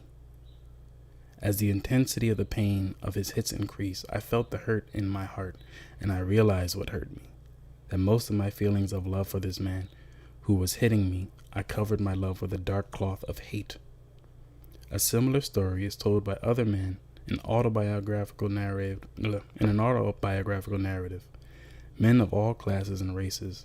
One of the myths about lovelessness is that it exists only among the poor and deprived. Yet lovelessness is not a function of property or material lack. In home where material privileges abound, children suffer emotional neglect and abuse. In order to cope with the pain of wounds inflicted in childhood, most of the men in boyhood sought some form of therapeutic care. To find their way back to love, they had to heal. Many men in our culture never recover from childhood unkindness. Studies show that males and females who are violently humiliated and abused repeatedly with no caring intervention are likely to be dysfunctional and will be predisposed to abuse and other violence. In Jarvis Jay's master book, Finding Freedom, Writings from Death Row, a chapter called Scars recounts his recognition of the vast majority of the scars covering the bodies of fellow inmates, not all of whom were on death row.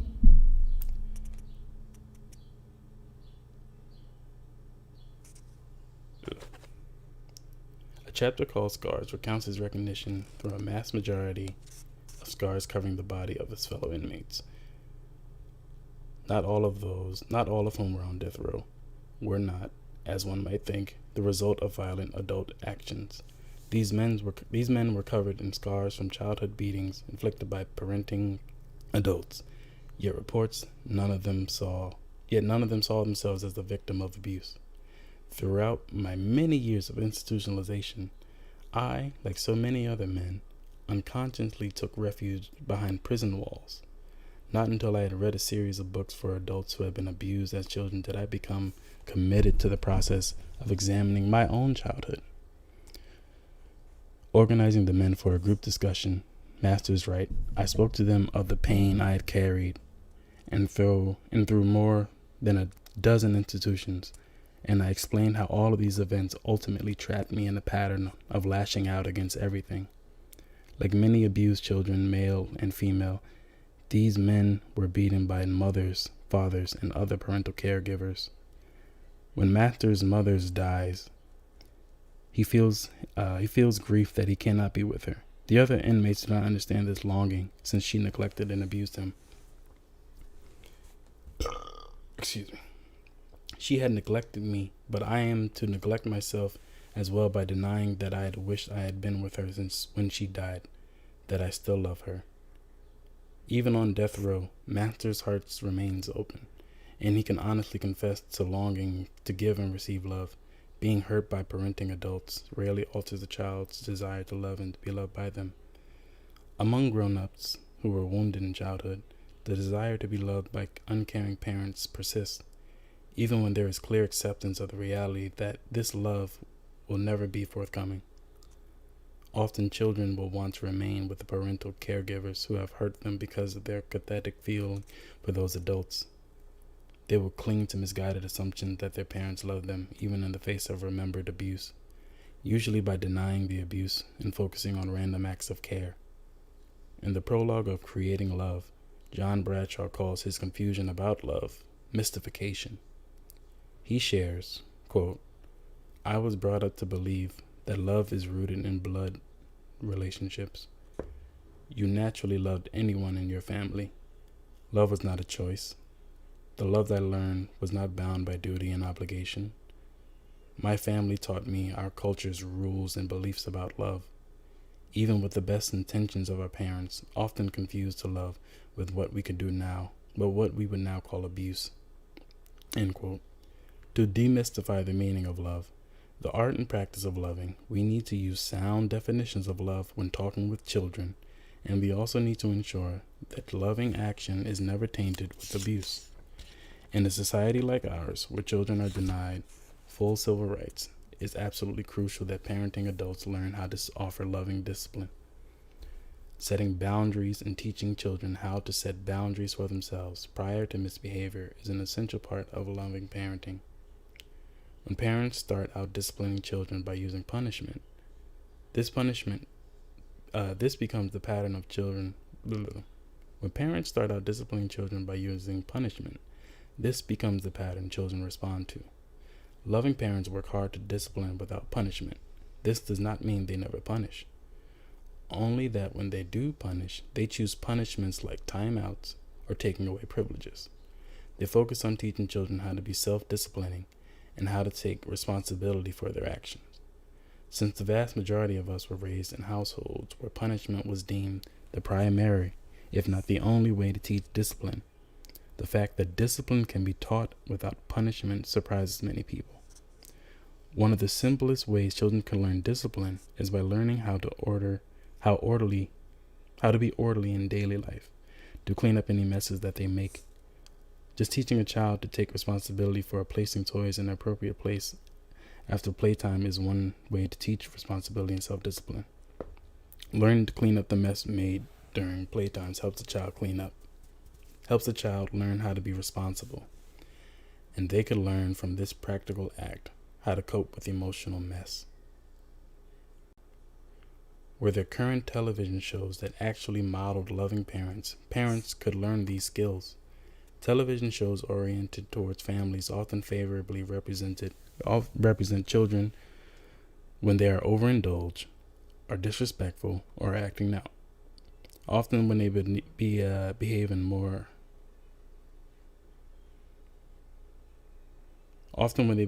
adult manner than the parents. We see on television today, actually, at best, models for us inappropriate behavior, and in worst case scenarios, unloving behaviors. A great example of this, like Home Alone, which celebrates disobedience and violence, but television can portray caring and loving family interaction. There are whole generations of adults who talk nostalgically about how they wanted. Yo, I always said Home Alone was trash. Them parents was garbage. How you leave your whole kid? There are whole generations of adults who talk nostalgically about how they wanted their families to be like the fictive portraits of family life portrayed on Leave It to Beaver or My Three Sons. We desired our families to be like those we saw on the screen because we were witnessing loving parenting, loving households. Expressing to our parents our desire to have families like the one we saw on the screen, we were often told that the families were not realistic. The reality was, however, that parents who come from unloving homes have never learned how to love and cannot create loving home environments or see them as realistic when watching them on television. The reality they are most familiar with and trust is one that they knew intimately. There was nothing utopian about the way problems were resolved in these shows. Parents and child discussions, critical reflection, and finding a way to make amends was usually the process by which misbehavior was addressed. On both shows where there was never one parenting figure, even though the mother was absent on My Three Sons, the lovable Uncle Charlie was the second parent. In a loving household where there are several parental caregivers, when a child feels one parent is being unjust, the child can appeal to another adult for mediation, understanding, or support. We live in a society where there are a growing number of single parents, male and female, but the individual parent can always choose a friend to be another parenting figure, however limited their interaction. This is why categories of godmother and godfather are so crucial. When my best girlhood friend chose to have a child without the father in the household, I became the godmother, a second parenting figure. My friend's daughter turned to me to intervene if there is a misunderstanding or miscommunication between her and her mom. Here's one small example. My adult friend has never received an allowance as a child and did not feel she had the available extra money to offer an allowance to her daughter. She also believed her daughter would use all the money to buy sweets. Telling me that her daughter was angry with her over this issue, she opened up the space for us to have a dialogue. I shared my belief that allowances are important ways to teach children discipline, boundaries, and working through desires versus needed. I knew enough about my friend's finances to challenge her instance that she could not afford to pay a small allowance, while simultaneously encouraging her not to project the wrongs of her childhood onto the present. As to whether the daughter would buy candy, I suggested she give the allowance with a statement of hope that it would not be used for overindulgence, and see what happened. It all worked out fine. Happy to have an allowance, the daughter chose to save her money to buy things she thought were really important, and candy was not on this list. Had there not been another adult parenting figure involved, it might have taken these two a longer time to resolve this conflict, an unnecessary estrangement and wounding that might not have occurred. Significantly, love and respectful interaction between two adults exemplified for daughter, who was told about the discussion, ways of problem solving. By revealing her willingness to accept criticism and her capacity to reflect on her behavior and change, the mother modeled for her daughter, without losing dignity or authority, the recognition that parents are not always right. Until we begin to see loving parenting in all walks of life in our culture, many people will continue to believe we can only teach discipline through punishment, and that harsh punishment is an acceptable way to relate in children. Because children can innately offer affection, or respond to affectionate care by returning it, it is often assumed that they know how to love and therefore do not need to learn the art of loving. While the will to love is present in very young children, they still need guidance in the ways of love. Grown-ups provide that guidance. Love is as love does, and it is our responsibility to give children love. When we love children, we acknowledge by our every action that they are not property, that they have rights, and that we respect and uphold their rights. Without justice, there can be no love. Chapter 3, Honesty. Be true to love.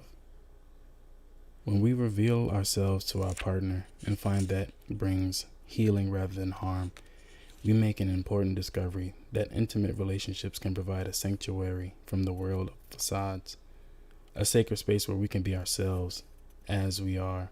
This kind of unmasking, speaking our truth, sharing our inner struggles, and revealing our raw edges is sacred activity, which allows two souls to meet and touch more deeply.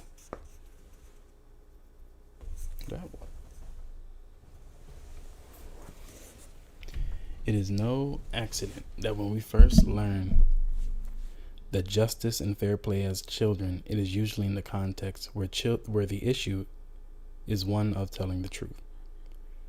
The heart of justice is always truth-telling, seeing ourselves in the world in the way it is rather than the way we want it to be. In recent years, sociologists and psychologists have documented the fact that we live in a nation where people are lying more and more each day. Philosopher Cecilia's book, Lying, Moral Choice in Public and Private Life, was among the first works to call attention to the grave extent in which lying has become accepted and commonplace in our daily interaction. M. Scott Peck's The Road Less Traveled includes an entire section on lying. In The Dance of Deception, Harriet Lerner, another widely read psychotherapist, calls attention to the way in which women are encouraged by sexist socialization to pretend and manipulate, to lie as a way to please. Lerner outlines the various ways in which contents, pretense, and lying alienates women from their true feelings, and how it leads to depression and the loss of self-awareness. Lies told about the most significant aspects of daily lives. When many of us are asked basic questions like, "How are you today?" a lie is substituted for the truth. Much of the lying people do in everyday life is done either to avoid conflict or to spare someone's feelings. Hence, if you are asked to come to dinner with someone whom you do not particularly like, you do not tell the truth or simply decline. You make up a story. You tell a lie. In such a situation, it would be appropriate to decline if stating one's reasons for declining might unnecessarily hurt someone. Lots of people learn how to lie in childhood, especially when they begin to lie to avoid punishment or to avoid disappointing or hurting an adult. How many of us can vividly recall childhood moments where we courageously practiced the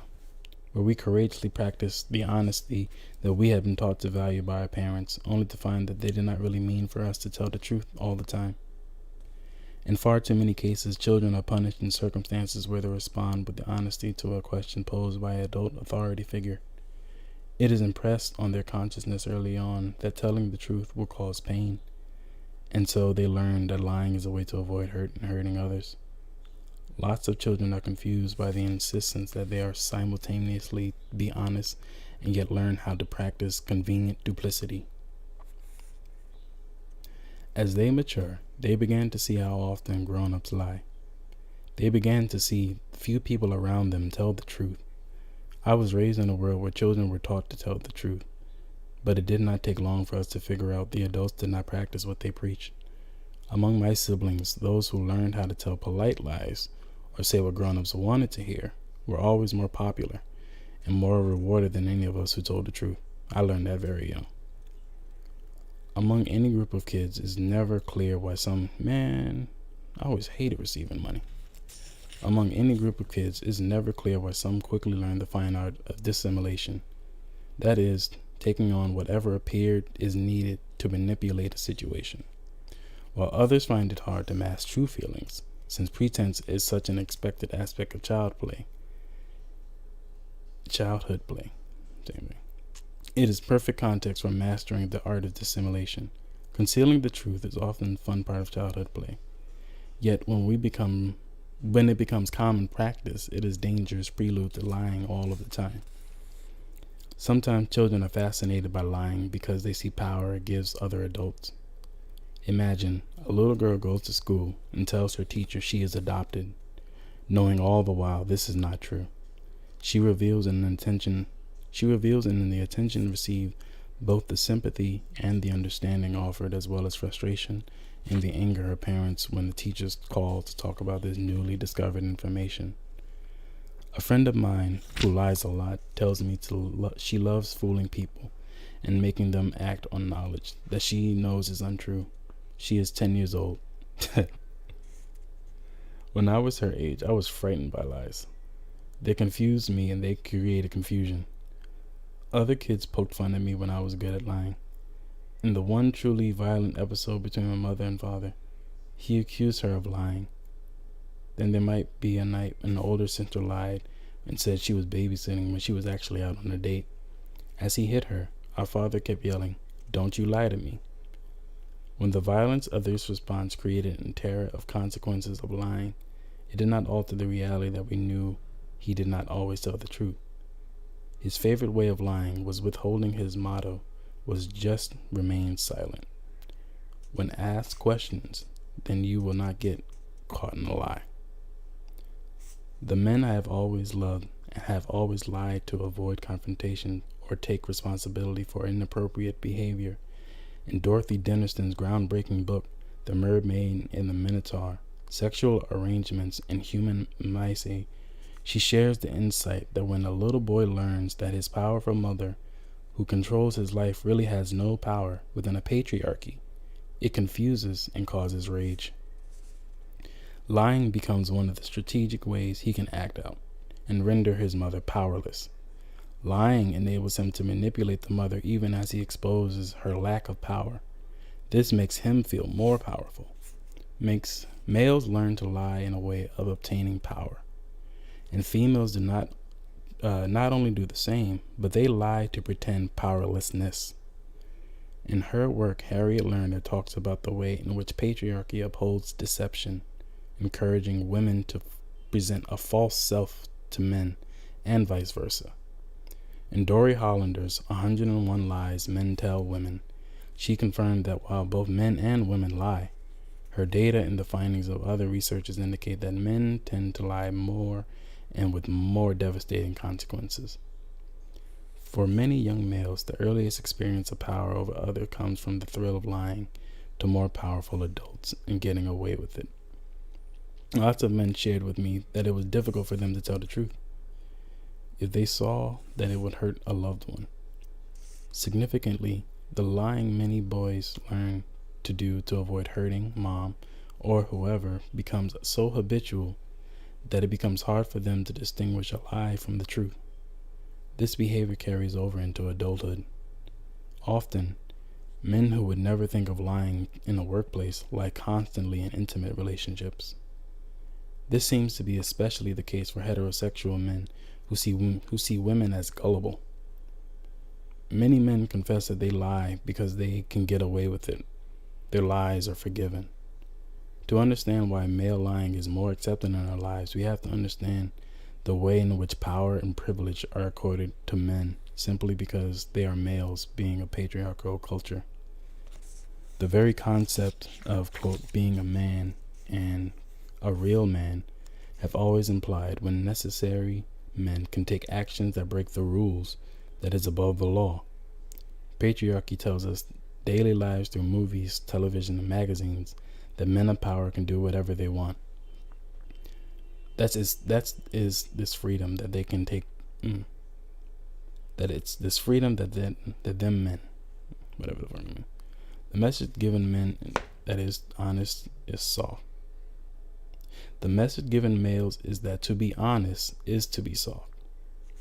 The ability to be dishonest and indifferent to consequences makes a male hard. separate from the boys. John Strolman's book, The End of Manhood, a book for men of conscience, analyzes the extent in which the masculine identity offered men as the ideal in patriarchal culture is one that requires all males to invent and invest in a false self. From the moment the little boys are taught that they should not cry or express hurt, feelings of loneliness or pain, that they must be tough, they are learning how to mask true feelings. In worst case scenarios, they are learning how to not feel anything ever. These lessons are usually taught to males by other males and sex's mothers. Even boys raised in the most progressive, loving households, where parents encourage them to express emotions, learn a different understanding about masculinity and feelings on the playground, in the classroom, playing sports, or watching television. This may end up choosing patriarchal masculinity to be accepted by other boys and affirmed by male figures.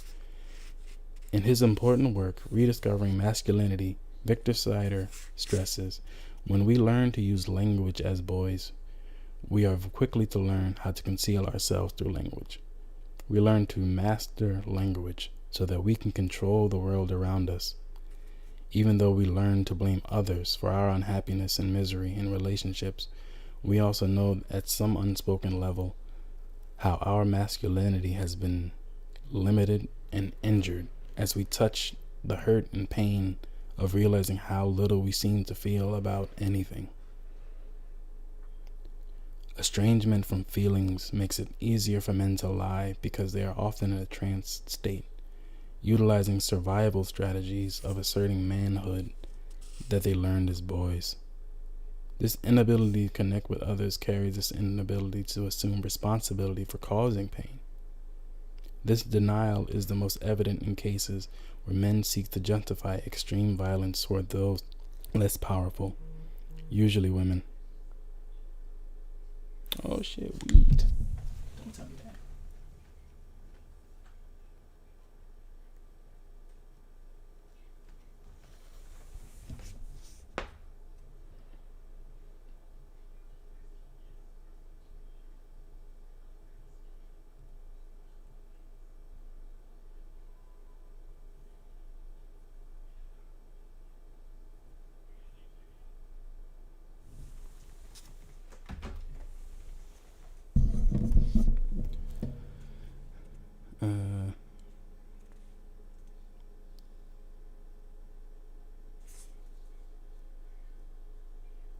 From the moment little boys are taught they should not cry or express hurt, feelings of loneliness or pain, that they must be tough, they are learning how to mask true feelings. In the worst case scenarios, they are learning how to not feel anything ever. These lessons are usually taught to males by other males and sex's mothers. Even boys raised in the most progressive and loving households where parents encourage them to express emotions learn a different understanding about masculinity and feelings to the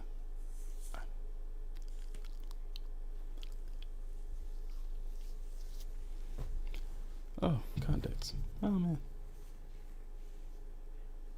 They may end up choosing patriarchal masculinity to be accepted by other boys and affirmed by male authority figures. In his important work, Rediscovering Masculinity, Victor Sider stresses, when we learn to use language as boys, we very quickly learn how to conceal ourselves through language. We learn to master language so that we can control the world around us.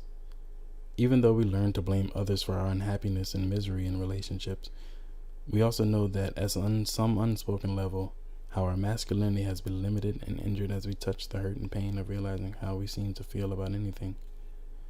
Estrangement from the feelings and makes it easier for men to lie because they are so often in a trance state, utilizing survival strategies of asserting manhood that they learned as boys. This inability to connect with others carries an inability to assume responsibility for causing pain. This denial is the most evident in cases where men seek to justify extreme violence toward those less powerful, usually women, by suggesting that they are the ones who were really victimized by females. Regardless of the intensity of the male masquerade, inwardly many men see themselves as the victim of lovelessness. Like everyone, they learned as children to believe that love would be present in their lives. Although so many boys are taught to behave as though love does not matter, in their hearts they yearn for it. That yearning does not go away simply because men. What? That yearning does not go away simply because they become men. Lying as one form of acting out, in a way to articulate going out of rage at the failure of love's promise. To embrace patriarchy, they must actively surrender the longing to love. Patriarchal masculinity requires boys and men not only that they see themselves as more powerful and superior to women,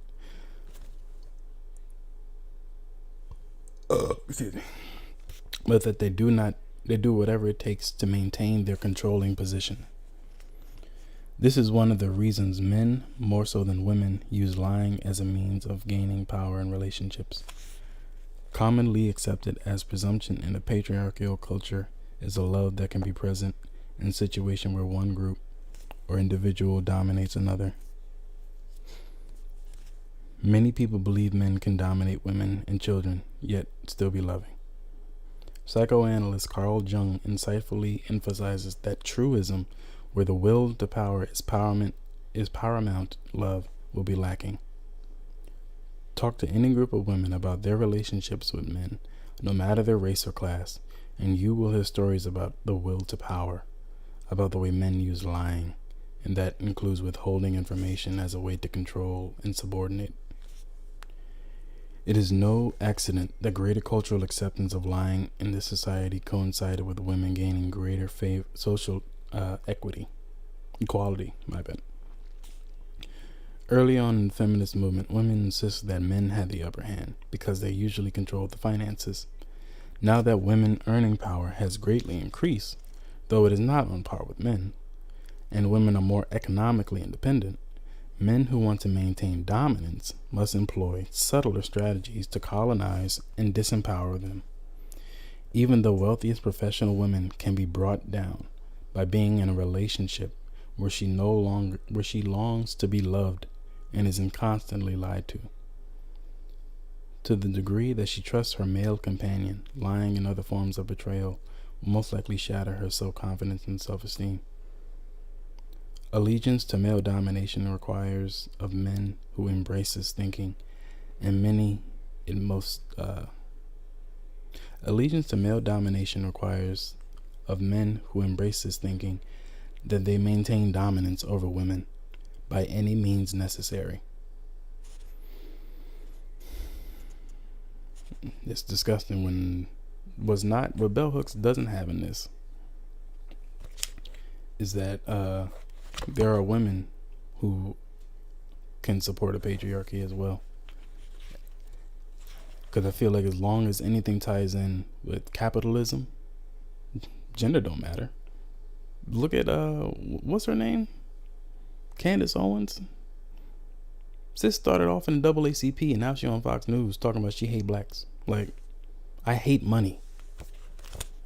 And I know when I get money, I'm still gonna hate money. I'm still broke. I just hate money. I remember my grandmother would try to give me money as a kid. She would come into the room. She would give everyone money. My siblings would turn that fake charm on just to get some extra dollars. I would never. I would lay there in my misery and be annoyed that she was coming with this that I didn't want. Especially because I didn't know what to do with money. You know what I did with money? I got fat.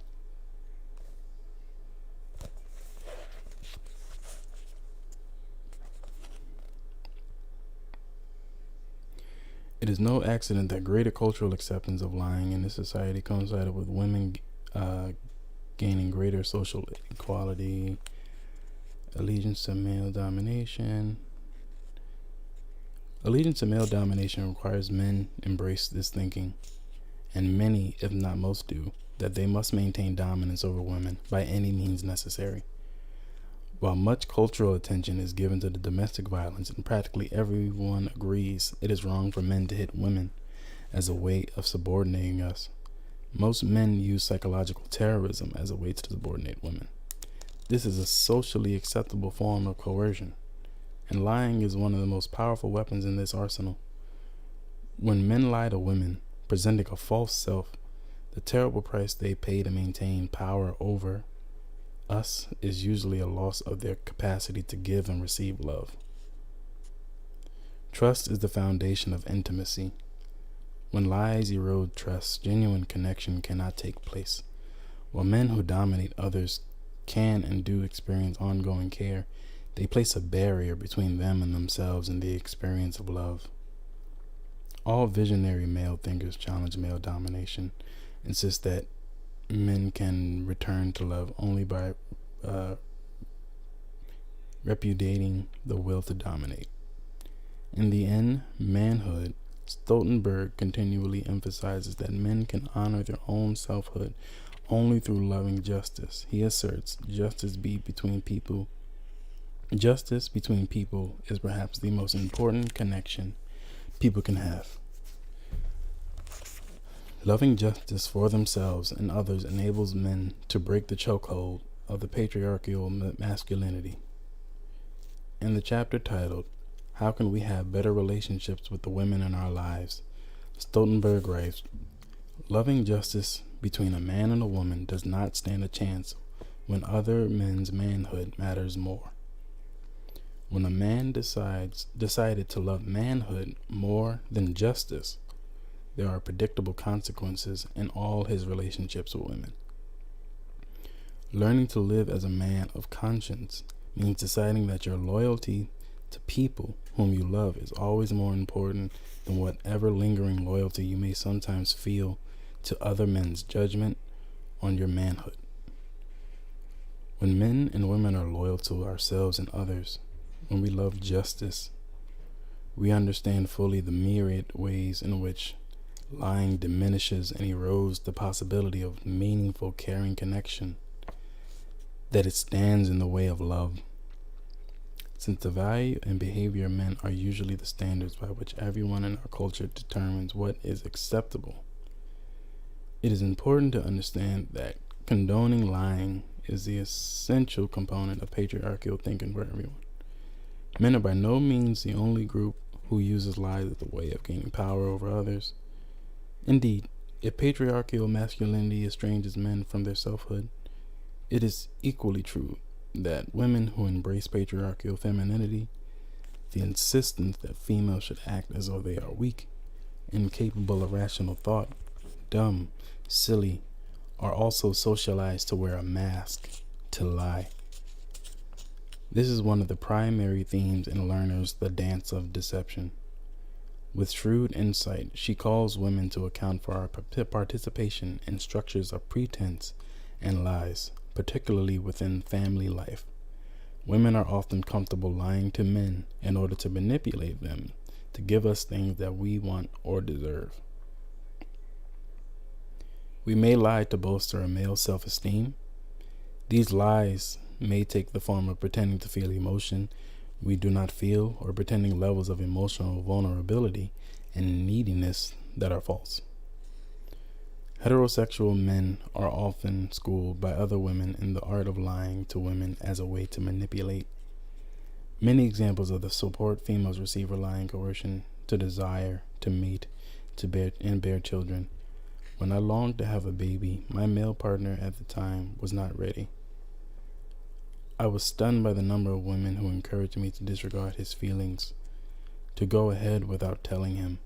They felt it was fine to deny the child the right to be desired by both male and female biological parents. No deception is involved when a woman has a child with a sperm donor. As is such the case, there is no visible male parent to reject or punish an unwanted child. It disturbed me that women I respected did not take the need for male parenting seriously, or believe that it was important for a man to want to parent as a woman. Whether we like it or not, we live in a world where children want to know who their fathers are, and when they can, go in search of absent fathers. I cannot imagine bringing a child into this world whose father might reject him or her because he did not have desire in the first place. Growing up in the 50s is the days where inadequate birth control Every female were accurately conscious of the ways unwanted pregnancies could alter the course of a young woman's life.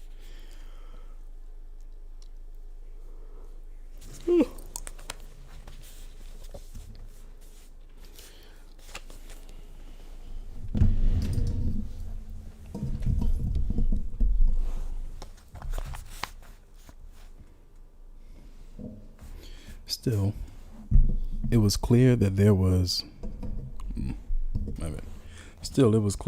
girls who hoped for pregnancy to emotionally bind individual males to them forever. I thought these days were long gone, yet even in an era of social equality between the sexes, I hear the stories of females choosing to get pregnant when a relationship is rocky as a way of forcing the male to remain in their life, or in the hope of forcing marriage. More than we might think, some men feel extremely bound to a woman when she gives birth. When she gives birth to a child they have fathered. The fact that men succumb to being lied to and manipulated when the issue is biological parenting does not make it right or just. Men who accept being lied to and manipulated are not only abdicating their power, they are setting up situations where they can blame women or justify women hating. This is another case where lying is used to gain power over someone, to hold them against their will. Harriet Lerner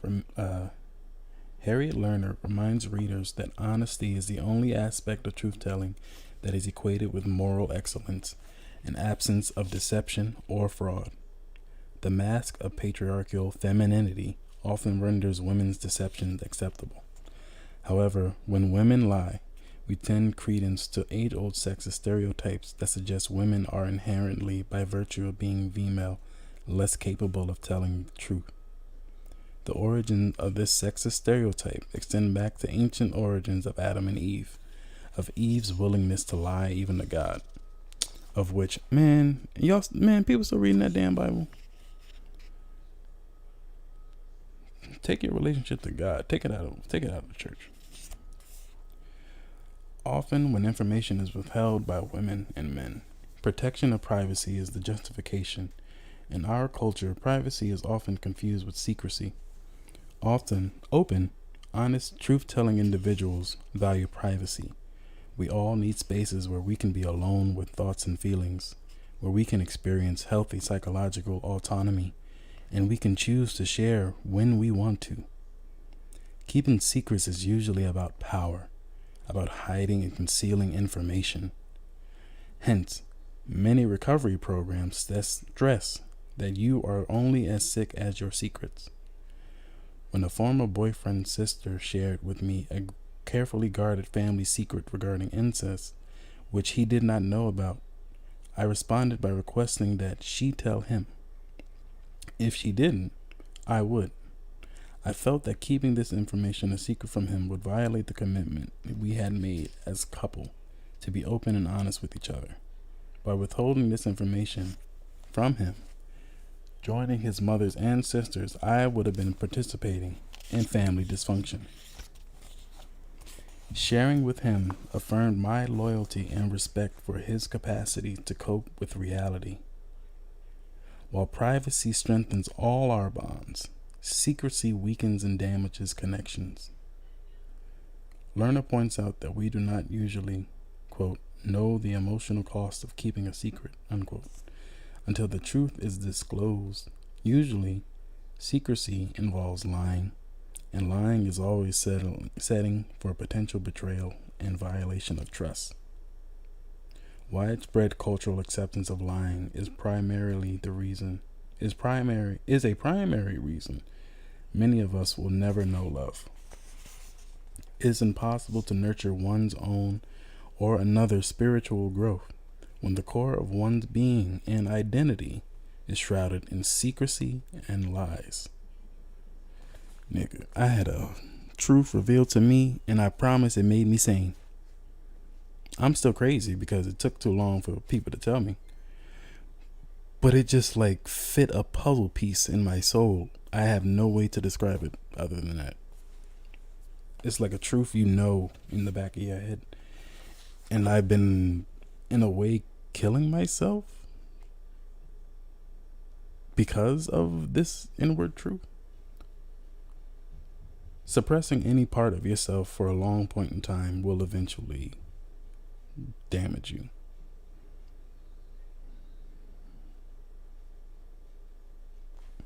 It's always, you got to know yourself so you can know how to be better.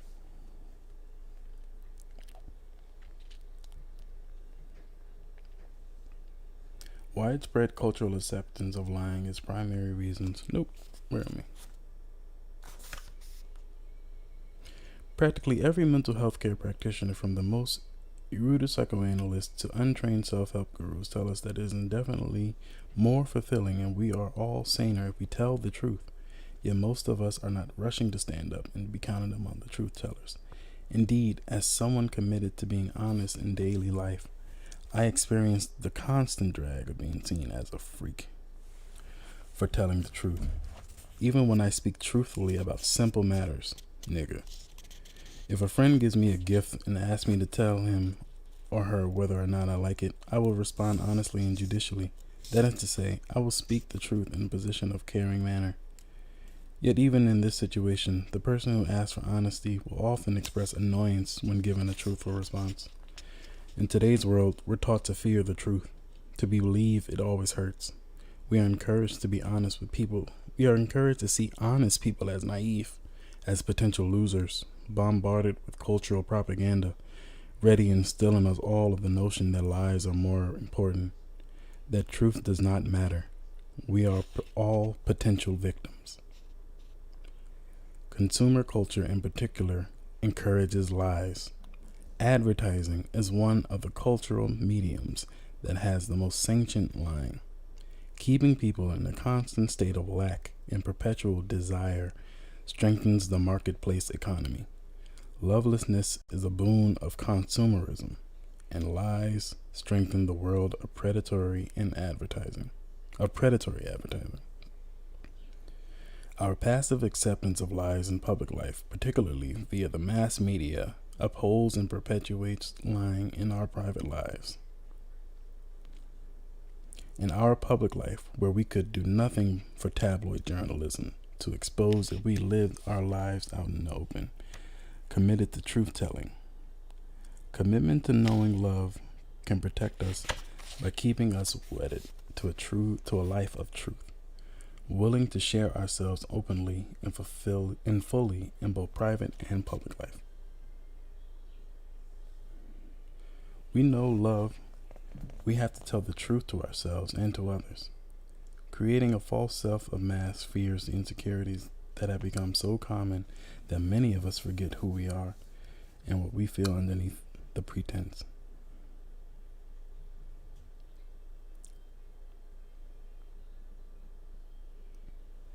Breaking through this denial is always the first step in uncovering our longing to be honest and clear. Lies and secrets burden us and cause stress.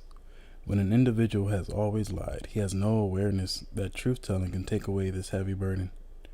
To know this, he must let the lies go. When feminism first began, women openly talked about our desires to know men better, to love them for who they really are. We talked about our desire to love for who we really are, i.e. to be accepted in our physical and spiritual beings, rather than feeling we had to make ourselves into a fantasy self to become the object of male desire. And we urged men to be true to themselves, to express themselves. Then, when men began to share their thoughts and feelings, some men could not cope. They wanted the old lies and pretenses to be back in place. In the 70s, a popular Sylvia greeting card showed a woman seated in the front of fortune teller gazing into a crystal ball. The caption on the front of the card read, quote, "He never talks about his feelings," quote. On the inside of the response was, quote, "Next year at 2 p.m., men will start talking about their feelings, and at 2:05, women all over America will be sorry," end quote. When we hear another person's thoughts, beliefs, and feelings, it is more difficult to project onto them our perceptions of who they are. It's harder to be manipulative. At times, women find it difficult to hear what many women have to say when they tell us it does not conform to our fantasies of who they are. or who we want them to be. The wounded child inside of many males is a boy who, when we first spoke his truth, was silenced by paternal sadism, by a patriarchal world that did not want him to claim his true feelings. The wounded child inside many females is a girl who taught from her early childhood on that she must become something other than herself, deny her true feelings in order to attract and please others. When men and women punish each other for truth-telling, we reinforce the notion that lies are better. To be loving, we willingly hear each other's truth. And most important, we affirm the value of truth-telling. Lies may not make people feel better, but they do not help them to know love. Commitment is inherent in any genuine loving relationships. Anyone who is truly concerned for the spiritual growth of another knows, consciously or instinctively, that he or she can significantly foster growth only through a relationship of constancy. And that's the end of chapter 3, chapter 4, commitment. Let love be love in me. Commitment to truth telling lays the groundwork for openness and honesty that is the heartbeat of love.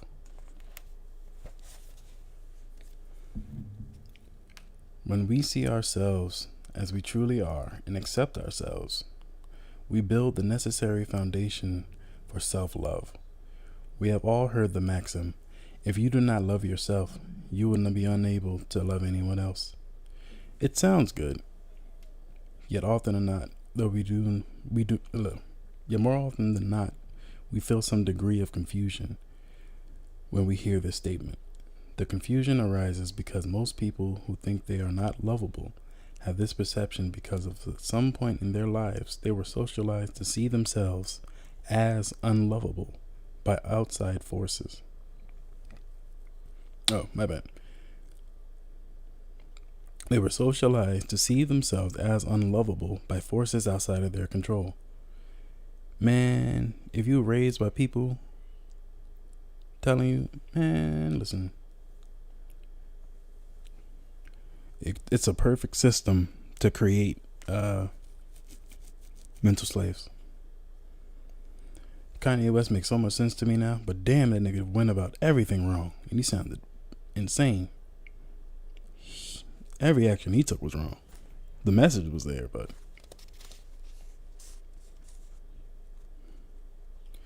however, we are unable to respond to care.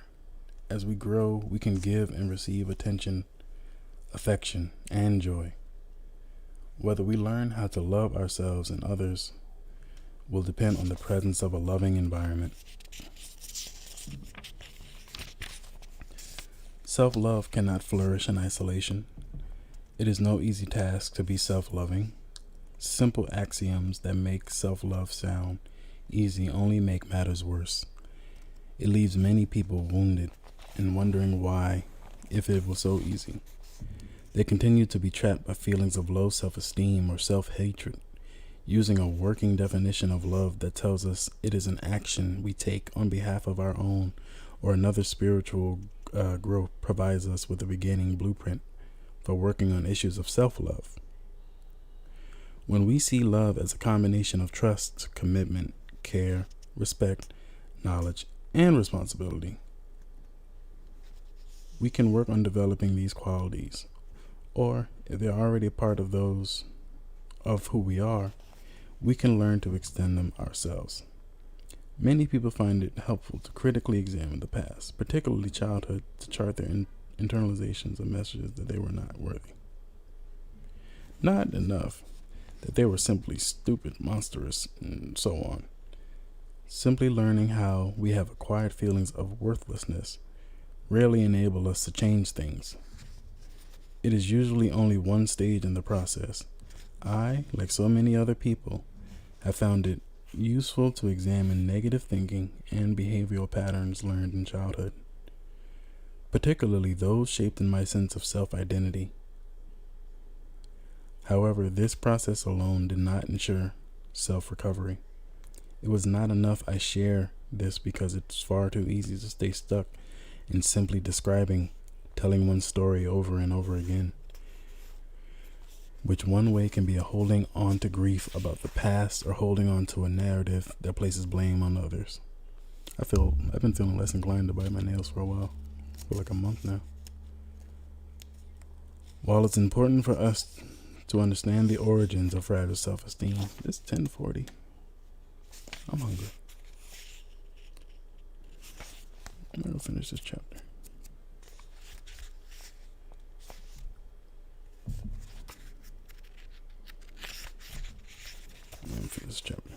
While it's important for us to understand the origin of fragile self-esteem, it's impossible to bypass this stage, identifying when and where we receive negative socialization and create a foundation for building self-love. Individuals who bypass this stage tend to move to the next stage, which is actively introducing into our lives constructive, life-affirming thought patterns. Motherfucking ants already. It's not the trail. Man, it's not even summer yet. When the heart learns self-love by first overcoming low self-esteem, no, I don't want to.